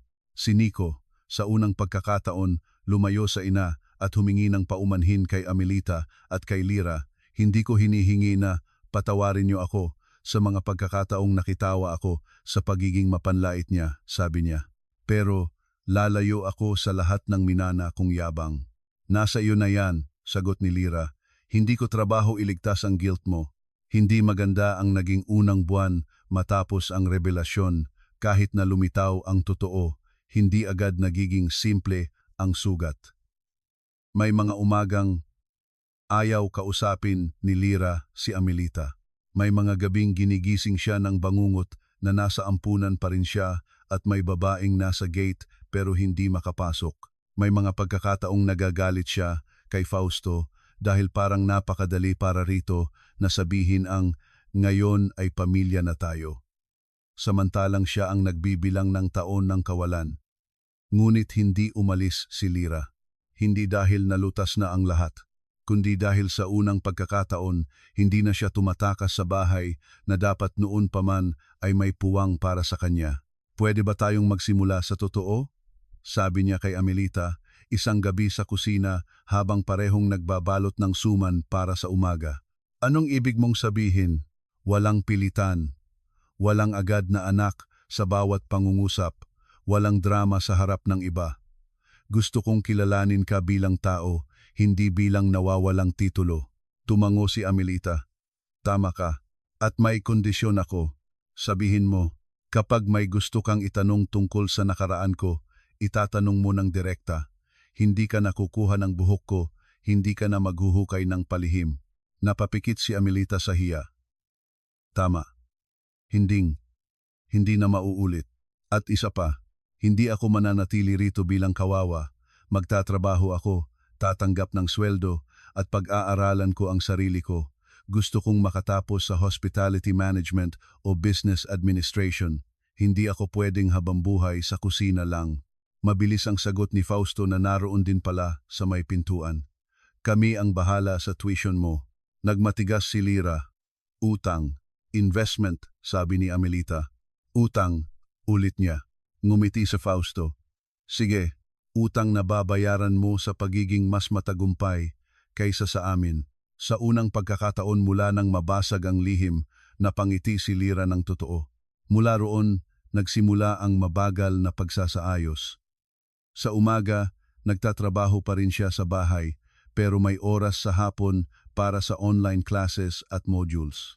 Si Mithi ay madalas nasa pangangalaga ni Tia Narda o ni Amelita na tila nanunumpang babawiin sa bawat spoonful ng lugaw, sa bawat pagbasa ng fairy tale, sa bawat panyo sa pawisang noo ng bata, ang mga taon na nawala sa kanya. Hindi si Lira humingi ng ganoon. Si Amelita mismo ang nag-alok. Hayaan mo man lang akong maging maayos na lola kung hindi ko pa kayang maging ina mo sa pakiramdam mo. Hindi ko sinabing hindi mo kaya, sabi ni Lira minsan. Anong sinabi mo? Hindi ko pa alam kung nasaan ako. Iyon ang totoo. Tinanggap iyon ni Amelita. Hindi na siya nagtampo kapag hindi siya tinawag na mama. Hindi na rin siya bigla-biglang humahawak sa mukha ni Lira na parang baka muli itong mawala. Natuto siyang umatras kapag kailangan, at iyon marahil ang mas lalong naglapit sa kanila. Ang mga sugat na pinipilit takpan ay lalo lang kumakati. Ang mga sugat na pinahihingang huminga, unti-unting nagsasara. May mga gabing si Mithi ang nagiging tulay sa pagitan nila. Mama, si Lola Mela po ba nanay mo rin? Tanong nito habang nagdodrawing sa sahig. Napatingin si Lira kay Amelita na nasa kabilang dulo ng sala, nagbabalat ng mansanas. Oo, bakit hindi mo siya tawag na mama? Muntik mabilaukan ang dalawa. Kasi anak, minsan ang matatanda, kailangan pang matutong muli. Magbasa ulit? Hindi. Magtiwala ulit. Nag-isip sandali si Mithi. Madali lang yan. Sasabihin mo lang, hawak ka ha. Baka mahulog ako. Napatawa si Amelita sa kabila ng pagkirot. Napakadali nga pala. Bata siya. Para sa kanya, madali. Bulong ni Lira. Pero baka tama siya, mahinang sagot ng matanda. Dumating ang Pasko. Ito ang unang Paskong alam na ng lahat sa loob ng bahay, maliban sa mga tsismoso sa labas, ang tunay na ugnayan nila. Pinili ni Lira na huwag munang ipaalam sa buong angkan o sa press. Ayaw niya ng narrative na lost, high-res returns. Hindi siya trophy, hindi rin siya fairy tale. Isa siyang babaeng maraming kulang at pagod pa ring maniwala. Iginagalang iyon nina Fausto at Amelita. Sa Noche Buena, si Mithi ang abalang-abala sa paglalagay ng bituin sa maliit na puno sa sala. Si Tia Narda naman ay nagluluto ng bibingka. Sa kusina, magkatabing naghihiwa ng prutas sina Lira at Amelita nang biglang mapahinto ang matanda. Naaalala mo ba ang amoy ng cinnamon? Bakit po? Iyon ang gamit ko noon sa arroz caldo mo kapag inuubo ka. Natigilan si Lira. Hindi niya alam kung bakit, pero may isang malayong alaala ang kumurap. Mainit na singaw, yelong bimpo sa leeg, isang babaeng may mabangong buhok na kumakanta habang umuulan sa labas. Hindi buo, hindi malinaw, pero hindi na rin imposibleng alaala lang ng guni-guni. Konti, mahinang sagot niya. Hindi ko sigurado, umiling si Amelita. Hindi mo kailangang pilitin. Hindi ko pinipilit. Masakit ba? Hindi. Mas nakakatakot. Kasi kapag may naalala ako, ibig sabihin, totoo nga na may nawala sa atin, hindi lang sa papel. Sa halip na sumagot, marahang ibinigay ni Amelita ang hiniwang mansanas sa kanya, maliit na kilos. Walang drama. Ngunit doon mismo, sa simpleng pag-abot ng pinggan, Mas naramdaman ni Lira ang posibilidad ng pagiging mag-ina kaysa sa lahat ng malalaking revelasyon na nauna. Pagpasok ng bagong taon, lumawak ang responsibilidad ni Lira sa family business. Hindi na lang siya kitchen assistant. Sa utos ni Fausto, isinasama na siya sa accounting meetings ng boutique cafe, sa event planning ng Heritage House at maging sa farm tours para sa kakao at coffee beans. Hindi ka pwedeng habambuhay sa likod ng kusina kung may ulo kang marunong sa numbers at tao, sabi nito. Ayoko lang na magmukhang pinapaboran, sagot ni Lira. Pinapaboran ka namin, diretsyo ni Amelita, dahil matagal ka nang hindi nabigyan ng dapat sayo. Pero hindi ibig sabihin yan, hindi mo kayang gampanan. Hindi madali ang pag-akyat mula sa pagiging empleyada tungo sa pagiging pinagkakatiwalaang bahagi ng pamamahala. May ilang matagal ng staff na nagtaas ng kilay, may iilang kamag-anak na bumulong ng, "Siyempre, anak pala," at may dating supplier na akala ay pwede siyang utuin dahil galing siya sa hirap. Mabilis niyang pinatunayan na hindi siya kahapon lang ipinanganak. Sa unang negosasyong tinangka siyang lokohin sa presyo ng cocoa nibs, siya mismo ang naglatag ng market rates at historical purchase data. "Huwag niyo po akong kausapin na parang naaawa kayo," sabi niya sa supplier. "Kausapin niyo ako bilang taong marunong magbilang." Nang gabi ring iyon, tahimik siyang pinanood ni Amelita habang sinusubuan si Mitty ng lugaw. Ganyan ka rin noong sanggol, bulong nito nang hindi sinasadyang marinig ni Lira. "Makapal ang noo kapag ayaw magpatalo." "Paano niyo alam?" "Sanggol nga ako noon, dahil kahit 1 taon ka pa lang, marunong ka nang tumingin ng diretso sa tao na parang sinasabing, subukan mo akong lokohin." Napatingin si Lira sa kanya. "Namiss niyo ba ako araw-araw?" Hindi agad sumagot si Amelita. "May mga araw na pinipilit kong hindi. Dahil kung araw-araw, hindi ako mabubuhay. Pero kahit noong pilit kong itinatago, naroon ka pa rin sa pagitan ng paghinga." Hindi niya inaasahang masasaktan siya sa sagot na iyon. Hindi galit na sakit, kundi iyong sakit na dala ng pagkakita kung gaano kalawak ang nawala sa kanilang dalawa. Sa pagtatapos ng unang taon matapos mabunyag ang katotohanan, nagkaroon ng maliit na selebrasyon sa bahay. Walang press, walang malayong kamag-anak, sila-sila lang. Dahil nakatapos si Lira ng unang taon sa kurso niya, habang pinapatakbo ang cafe operations at inaalagaan si Mitty. Bumili si Fausto ng maliit na cake. Si Tia Narda ay nagluto ng paborito niyang chicken pastel. Si Mitty naman ay gumawa ng card na may drawing ng 4 na stick figure sa ilalim ng isang bahay. Nakalagay sa taas, "Pamilya ko, tayo ba yan?" Tanong ni Lira. "Oo. Ikaw, ako, Lola Mela at Lolo Faust. Nasaan ang tatay?" Walang mali siya, ngunit biglang tanong ni Fausto. Si Mitty ay nagkibit balikat. Hindi naman siya nandito.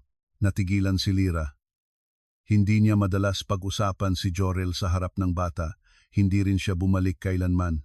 May isang text lang noon, humihingi ng tawad at pera pagkalipas ng 1 taon, saka tuluyang naglaho. Sa loob ng Casa Sarmiento, unti-unti niyang natanggap na may mga ama talagang hindi bumabalik.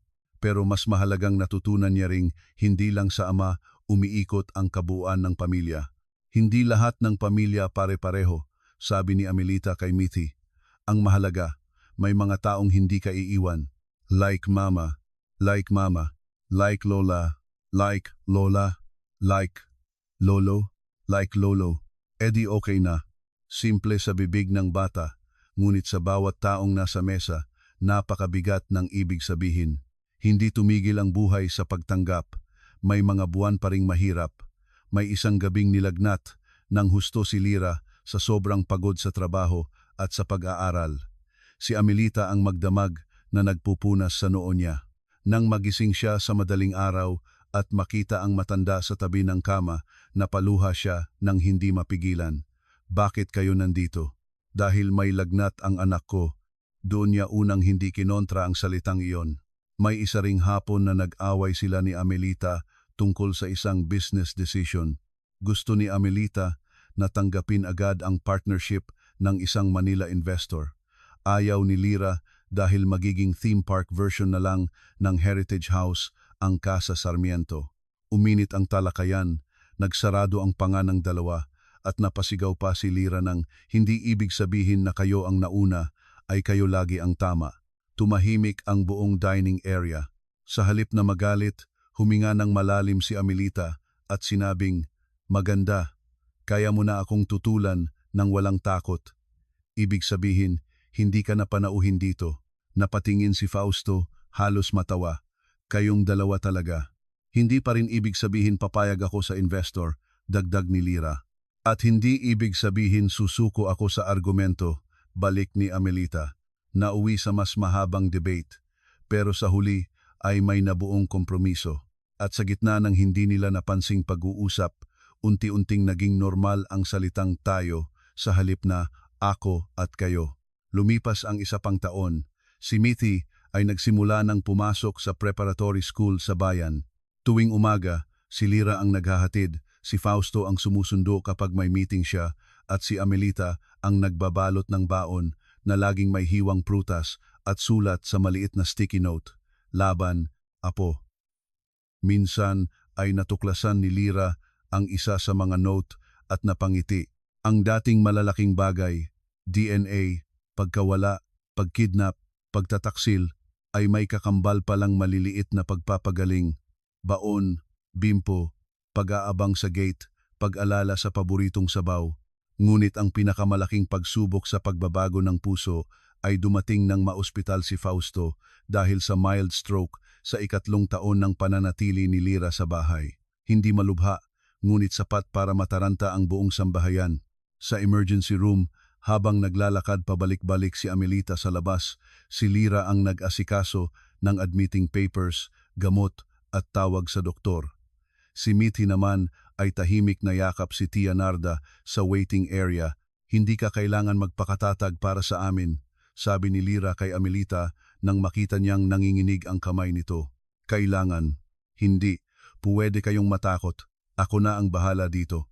Sa unang pagkakataon, hinayaan ni Amelita ang sarili niyang sandalan ang anak at nang makalabas na ng ospital si Fausto at sabihing, "Nakaligtas tayo, hindi ako," may kung anong tuluyang nag-uugat sa pamilya nila. Hindi pa rin perpekto, pero buo na ang reflex na magsalo-salo sa bigat. Minsang nakaupo silang 4 sa veranda matapos ang insidenteng iyon, tinanong ni Mithy si Lira, "Mama, kailan mo tatawaging mama si Lola Mela?" Nabulunan si Fausto sa kape. Si Amelita naman ay nagkunwaring abala sa pagtiklop ng panyo. "Bakit mo naisip?" tanong ni Lira. "Kasi kapag school program, sabi ni teacher, ilagay daw ang pangalan ng lola at ng nanay. Pareho kayong parang nanay ko." Mabigat ngunit malambot ang katahimikan. Tumingin si Lira kay Amelita, sa babaeng natuto ng huwag humingi ngunit hindi rin sumuko sa pag-ibig. Sa mga kamay nitong may ugat na nangingibabaw ngayon, mga kamay na minsang humawak sa kanya bilang sanggol, minsang mawalan, at ngayoy pinipiling maging maingat para hindi siya masaktan. Tumikhim siya, "Hindi ko pa kayang sabihin palagi," maingat niyang sabi. Pero napalingon si Amelita. "Hindi kumukurap, pero alam kong nanay kita." Namagitan ng hangin. Hindi iyon malaking deklarasyong may violin sa likod, tahimik lang, totoo at sapat para tumulo ang luha ni Amelita sa unang pagkakataon ng walang pagpipigil. "Minsan, iyon na muna ang kailangan," mahina nitong sabi. Sa ngayon, at mula sa ngayon, dahan-dahang dumating ang iba pa. Unang ma ay lumabas nang hindi sinasadya habang abala si Lira sa kusina at napaso ang daliri niya. "Ma, tubig!" sigaw niya. Si Amelita ang unang tumakbo. Pareho silang natigilan. Si Fausto ay tumalikod para itago ang ngiti. Si Mithy naman ay nagpalakpak. "Ayun, sabi ko na nga ba." Nahiya si Lira ngunit hindi niya binawi. At dahil hindi binawi, may bagong pinto na namang bumukas. Paglipas pa ng ilang taon, natapos ni Lira ang kurso niya at siya na ang namamahala sa heritage operations ng buong estate.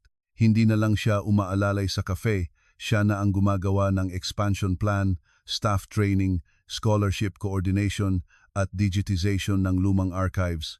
Isa sa mga una niyang ipinagawa ay ang pag-aayos sa maliit na museo sa kabilang lote kung saan naglagay siya ng isang corner para sa mga nawalang kuwento ng mga pamilyang sinalanta ng bagyo, sunog at migrasyon sa Batangas.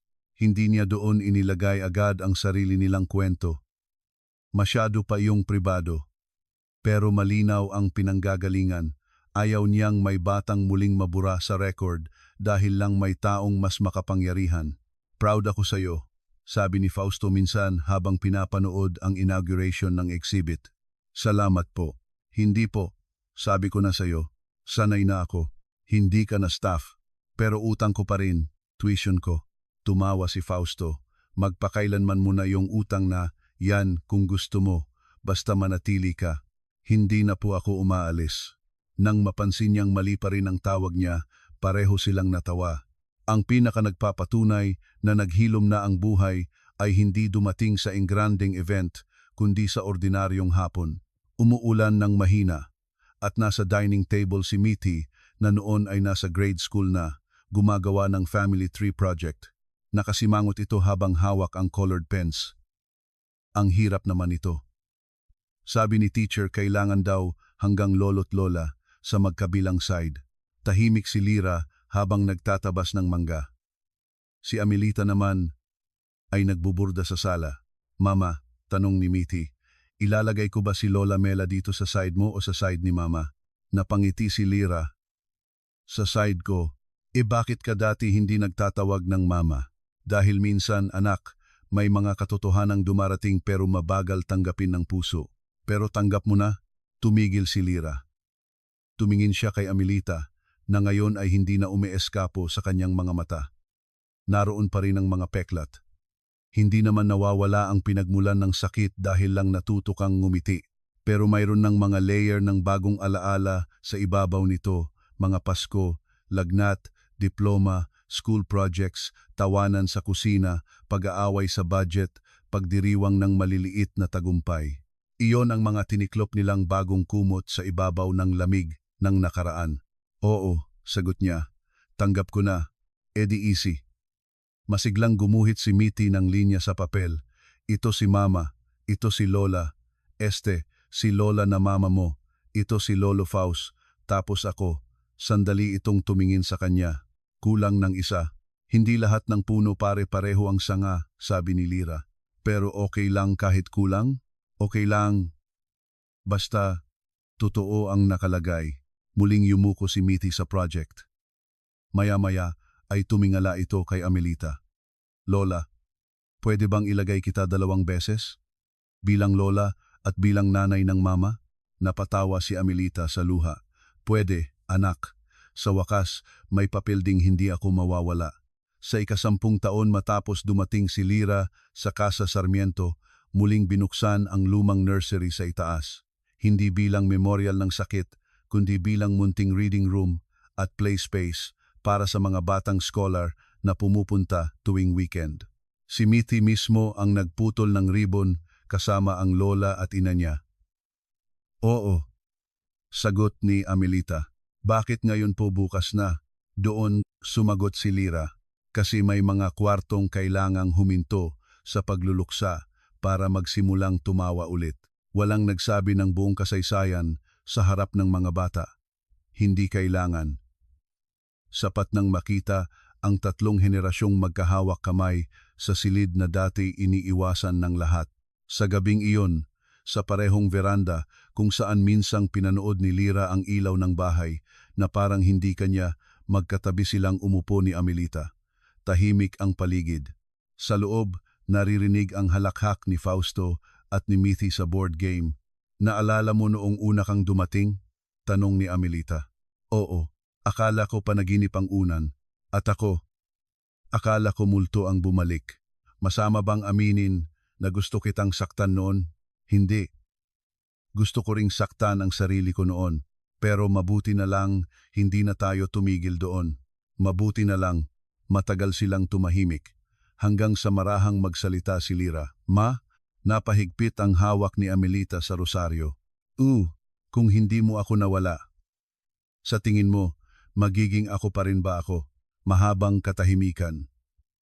Iba ka sana, baka mas magaan, baka mas malambot, baka hindi kasing tibay. Hindi ko alam kung alin ang mas mabuti. Ang alam ko lang, hindi dapat ganoon ang pinagdaanan mo. Tumango si Lira. Ayokong i-romanticize ang sakit, pero ayoko ring ikahiya kung sino ako dahil dito. Hindi mo dapat ikahiya. Kahit kailan. Alam ko na ngayon. Salamat. Sa alin?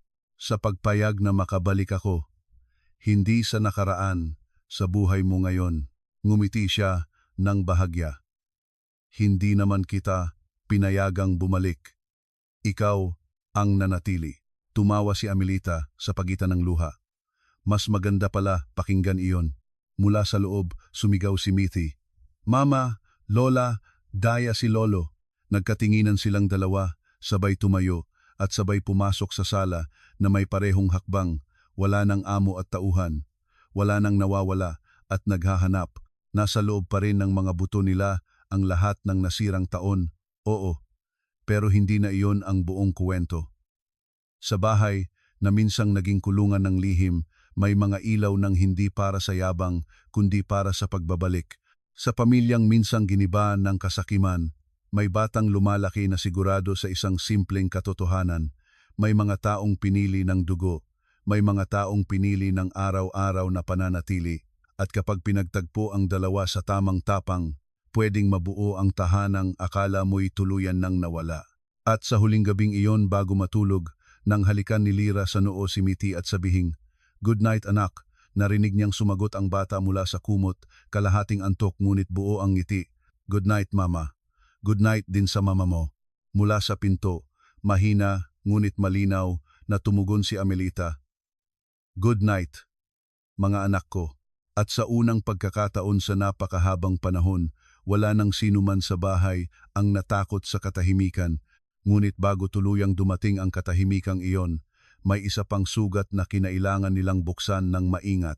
Sa gitna ng paglilitis laban kay Belen, ipinatawag si Lira sa lumang kumbento sa San Pablo kung saan siya unang dinala bilang batang hindi kilala ang pangalan. Doon pa rin nakatira ang matandang Madre Consola, bahagyang kuba na, nanginginig ang kamay, ngunit matalim pa rin ang alaala kapag puso ang pinag-uusapan. Ayaw sana ni Lira pumunta. Pakiramdam niya, sapat na ang katotohanang hawak niya. Ngunit si Amelita mismo ang nagsabing may mga sagot na hindi para sa korte, para sa sugat talaga. Kaya sumama siya, kasama si Fausto at si Mithi, na noon ay abalang humawak sa stuffed rabbit niyang kupas na. Tahimik ang kumbento, amoy lumang kahoy at sabon. Nang makita ni Madre Consola si Lira, agad itong napaiyak. "Ikaw nga," bulong nito, "hindi na kita makikilala sa mukha, pero sa mata, ikaw nga. Ako po ba talaga ang dinala rito noon?" Diretsong tanong ni Lira. "Oo anak, ikaw ang batang dinala sa amin isang maulang umaga. May sugat sa balikat, nilalagnat at hawak ang pulserang may letrang L." Tinuro nito ang lumang larawan sa registry na inilabas mula sa arkibo. Kahit malabo, may isang munting bata roon na may parehong hugis ng noo at parehong buwan na birthmark sa batok na minsang nakita ni Amelita sa gala ng mahulog ang buhok ni Mithi at mapatingin siya sa lumang litrato ni Ligaya. "Ang naghatid sa iyo ay babaeng nakabelot salamin." Hindi niya sinabing siya ang ina mo, sinabi niyang ipinakiusap lang sa kanya. Nag-iwan siya ng sulat, "Bakit niyo po tinanggap ng ganun lang?" Kumagat ang tanong ni Lira sa sariling dila niya, ngunit hindi niya na napigilan. Hindi nagalit ang madre, dahil noong panahong iyon, masyadong maraming batang iniiwan pagkatapos ng bagyo, sunog at gutom. At dahil akala namin, kapag isinumite namin sa tamang ahensya, makikita rin agad ang pamilya. Hindi namin alam na mali ang lahat ng pangalan sa papel. Naalala niyo po ba ang mukha niya? Hindi buo. Pero, naalala ko ang kamay. Pumikit si Madre Consola. May paso siya sa may pulso, parang lumang marka ng kumukulong tubig. Napalitan ng tingin sina Lira at Amelita. May ganoong marka si Belen. Bata pa raw ito nang mapaso sa kusina ng kanilang lumang bahay. Isa na namang piraso ng katotohanang tumusok ng tahimik.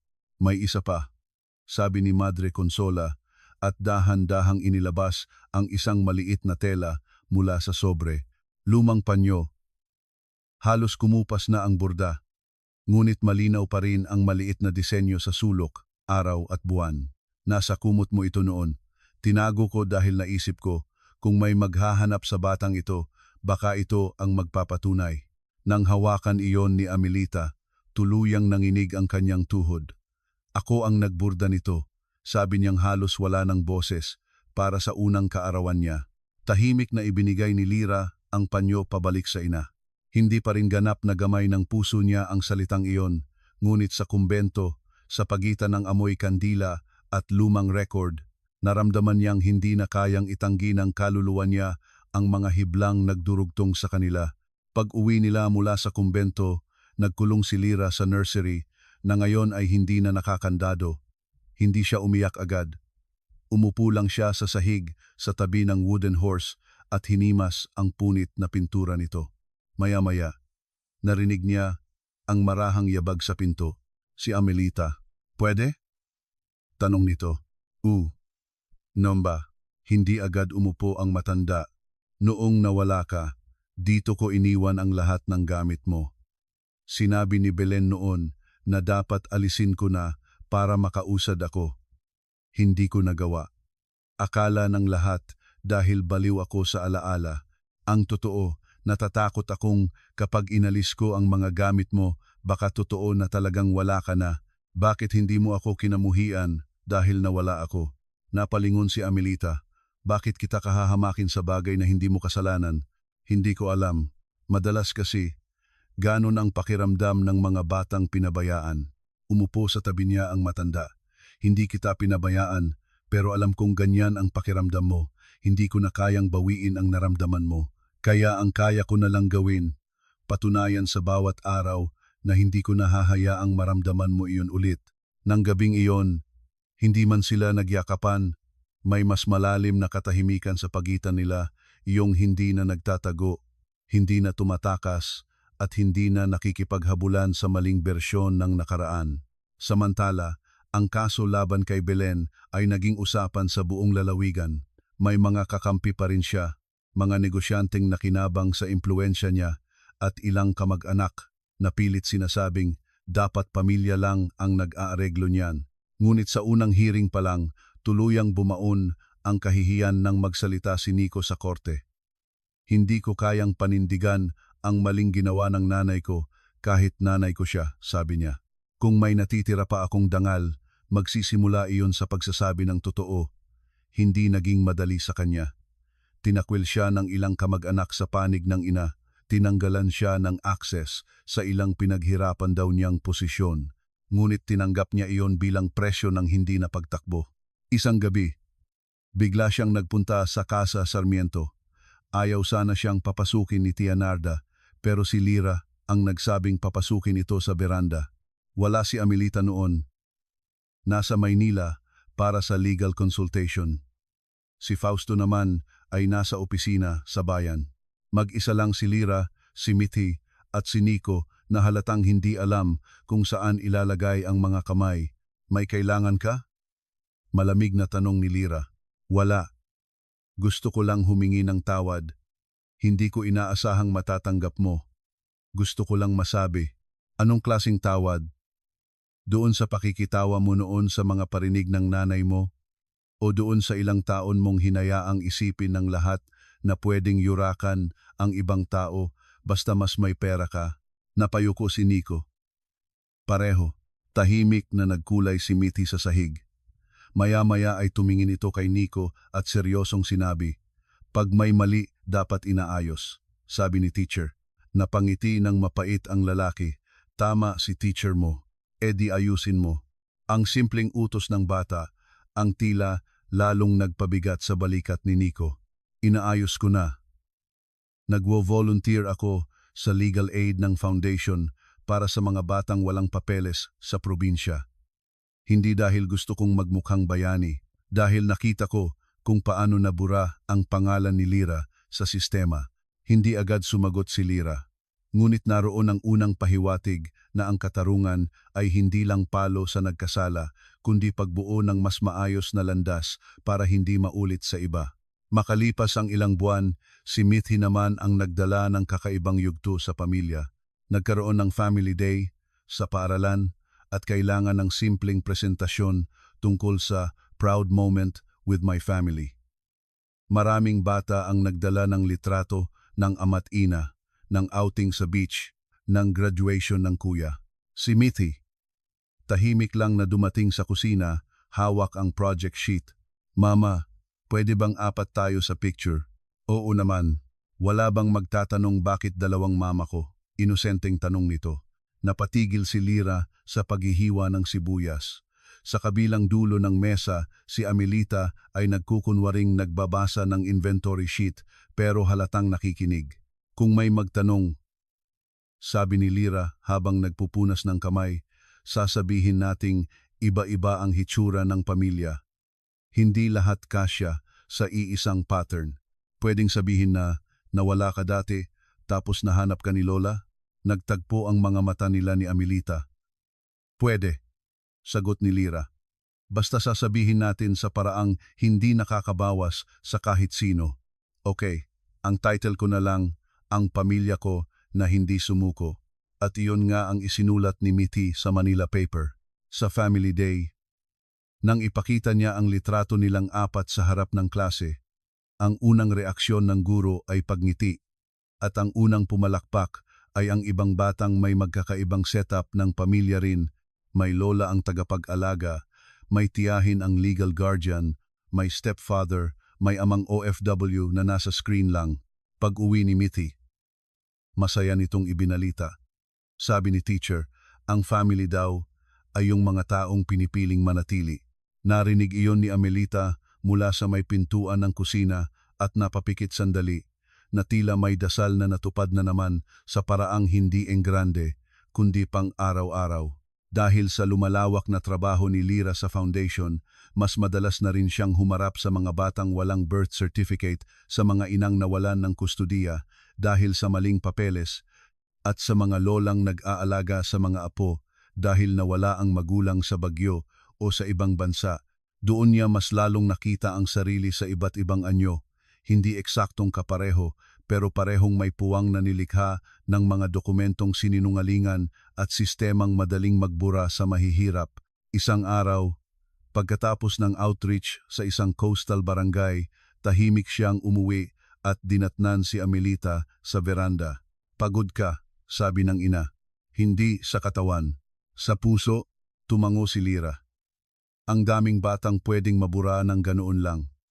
Isang maling pirma, isang maling pangalan, isang matandang may pera, tapos wala na. Gusto mong palawakin pa ang legal aid? Oo, gusto kong may scholarship para sa records recovery at social workers. Gusto kong may pondo para hanapin ang mga nawawalang kamag-anak kapag gusto pa nilang matagpuan. Hindi naman lahat naghahanap, pero iyong gusto, dapat may paraan. Gawin natin. Agad sabi ni Amelita. Hindi na niya napigilang mapangiti. Minsan po talaga, parang kayo ang mas excited sa pangarap ko kaysa sa akin. Malamang, buong buhay kitang hinintay. Pagdating mo, natural lang na hindi kita hahayaang lumiit.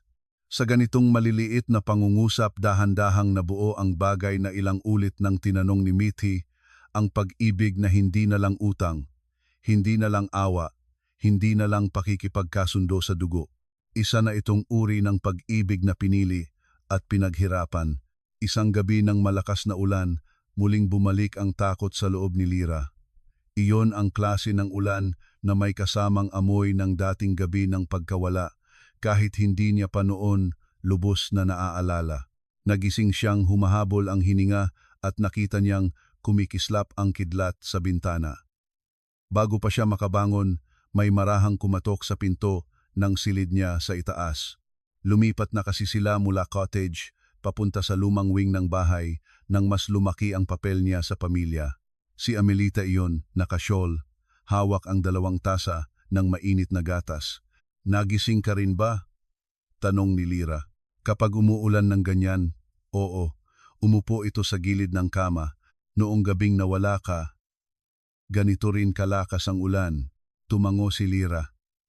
Minsan parang may kumikirot sa batok ko kapag bumubuhos. Tinatandaan ng katawan ang trahedya kahit burahin ng isip. Natatakot ako na baka paglalo kong naalala, lalo akong magalit. Magalit ka kung gusto mo. Hindi kita pipigilan. Tinitigan niya ang ina. Hindi ka ba napapagod sa kakahintay kung kailan ako titigil sa pagiging complicated? Ngumiti si Amelita ng pagod, ngunit totoo. Anak, ang pagmamahal sa iyo ay hindi pila sa gobyerno na may closing time. Hindi ako mapapagod dahil hindi naman ako nagbibilang ng oras. Nagpapasalamat lang ako sa bawat araw na nandito ka. Doon siya kusang sumandal sa balikat ng ina, sa unang pagkakataon nang hindi nag-aalinlangan. Sa labas, malakas ang ulan. Sa loob, may mga sugat pa rin.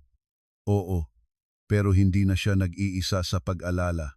Pagkaraan ng isa pang taon, natapos ang pangunahing bahagi ng kaso laban kay Belen. Hindi man lahat ng parusa ay katumbas ng nawalang mga taon. Nahatulan itong may kasalanan sa mga kasong napatunayan at tuluyang nawala ang anumang legal na claim nito sa negosyo ng pamilya. Sa araw ng promulgation, hindi sumama si Lira sa korte. Ayaw na niyang gawing sentro ng buhay niya ang babaeng sumira sa umpisa nito. Nasa school program siya ni Mithi noon, nakaupo sa gymnasium habang nanonood ng sayaw. Nang matapos ang huling number, dumating si Fausto at tahimik na umupo sa tabi niya. Tapos na, sabi nito. Anong pakiramdam? Parang nagbayad ang batas ng kulang na sukli, pero mabuti na rin. Tumango si Lira. Siguro ganon talaga. Hindi mababalik ng sentensiya ang isang buong pagkabata. Hindi. Pero pwedeng protektahan ang natitirang mga taon. Sa mismong sandaling iyon, tumakbo si Mithi mula sa backstage, pawisan at tuwang-tuwa. At sumigaw. Mama, Lolo, nanalo kami. At tulad ng lahat ng mahahalagang sagot sa buhay nila, dumating muli ang kasagutan sa payak na anyo ng isang batang masayang tumatakbo pabalik sa mga taong nanatili. Nang gabing iyon, naghapunan silang apat sa veranda. May sinigang, pritong tawilis, manggang hilaw, at mainit na kanin.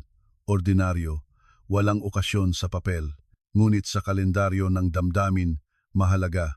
Sa gitna ng pagkain, biglang nagsalita si Lira. Ma, napatingin si Amelita. Pwede mo bang ituro sa akin ulit iyong lulabay? Iyong buo. Napatigil ang kutsara ng matanda sa ere. Sigurado ka? Oo. Gusto kong kantahin kay Mithi. At gusto kong marinig kung paano mo ako pinapatulog noon. Wala nang kailangang dagdag na salita. Sa gabing iyon, habang mahinang sumasabay ang hangin sa kurtina at nakahilig si Mithi sa kandungan ni Fausto, kinanta ni Amelita ang lumang oyayi ng buo. Hindi na putol-putol na alaala. Hindi na siping ipinasa ng ampunan. Buong kanta, buong boses, buong panginginig. Tahimik na nakinig si Lira, at sa pagitan ng bawat linya ay may maliliit na eksenang kumikislap sa isip niya, isang kamay na naghehele, isang panyo na amoy gatas, isang tawa bago matulog. Hindi man malinaw ang lahat, sapat na ang init para maniwala siya na minahal nga siya bago manakaw sa buhay ng ina. At nang matapos ang kanta, wala nang nagkunwaring hindi umiiyak. Mula roon, mas naging payapa ang mga sumunod na taon. May pagtatalo pa rin sa negosyo, may pangamba pa rin tuwing may bagyo, may simpleng inis kapag si Mithi ay ayaw mag-aral ng fractions at gusto na lang magpiano, pero normal na iyon. Iyong uri ng normal na ipinagpapasalamat ng mga taong minsang inakala na hindi na nila mararanasan. Minsan nga ay natatawa si Lira sa sarili kapag naiinis siya kay Amelita sa sobrang pag-aalala nito. Ma, hindi ako mapapano sa biyahe sa Lipa, at sasagot ang matanda ng wala namang namamatay sa pagte-text pagdating. Karaniwang ina at anak na lang. Sa wakas, sa gitna ng pambihirang kasaysayan, sa ika-11 kaarawan ni Mithi, ang wish ng bata ay hindi beach trip, hindi gadgets, kundi isang malaking hapunan na complete lahat. kaya inimbitahan nila pati si Madre Consola, ilang batang scholar, at maging si Nico na noon ay tuluyan nang nasa legal aid program ng foundation. Walang nagbanggit ng nakaraan sa tono ng tsismis. Nasa mesa ang kasalukuyan, ang batang minsang tinawag na banta, ngayoy may sariling cake at piano recital, ang babaeng minsang pumasok bilang live-in aid, ngayoy tumatayong co-director ng foundation. Ang matandang minsang araw-araw, nakatingin sa puntod ng wala, ngayoy nagsasandok ng sopas para sa apo. Bago hipan ni Mithi ang kandila, sinabi nito, "May sasabihin ako, sanay na ang lahat sa pagkaprangka niya, kaya natahimik sila.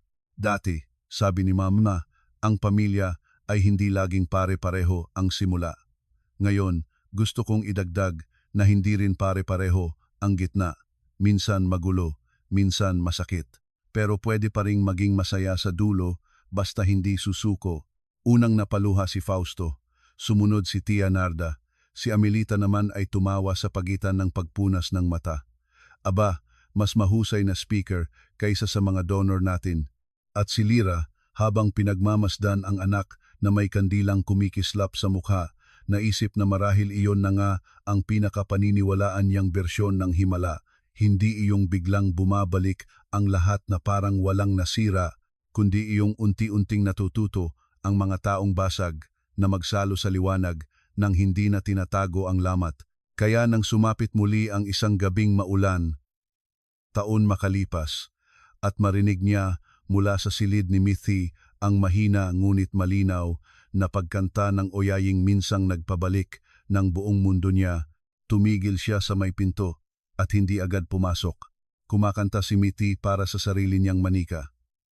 Sa gilid ng kama, nakaupo si Amelita, nakasandal sa headboard at pinanonood ang apo na may ngiting payapa. Nang mapansin sila ng matanda, inilahad nito ang kamay.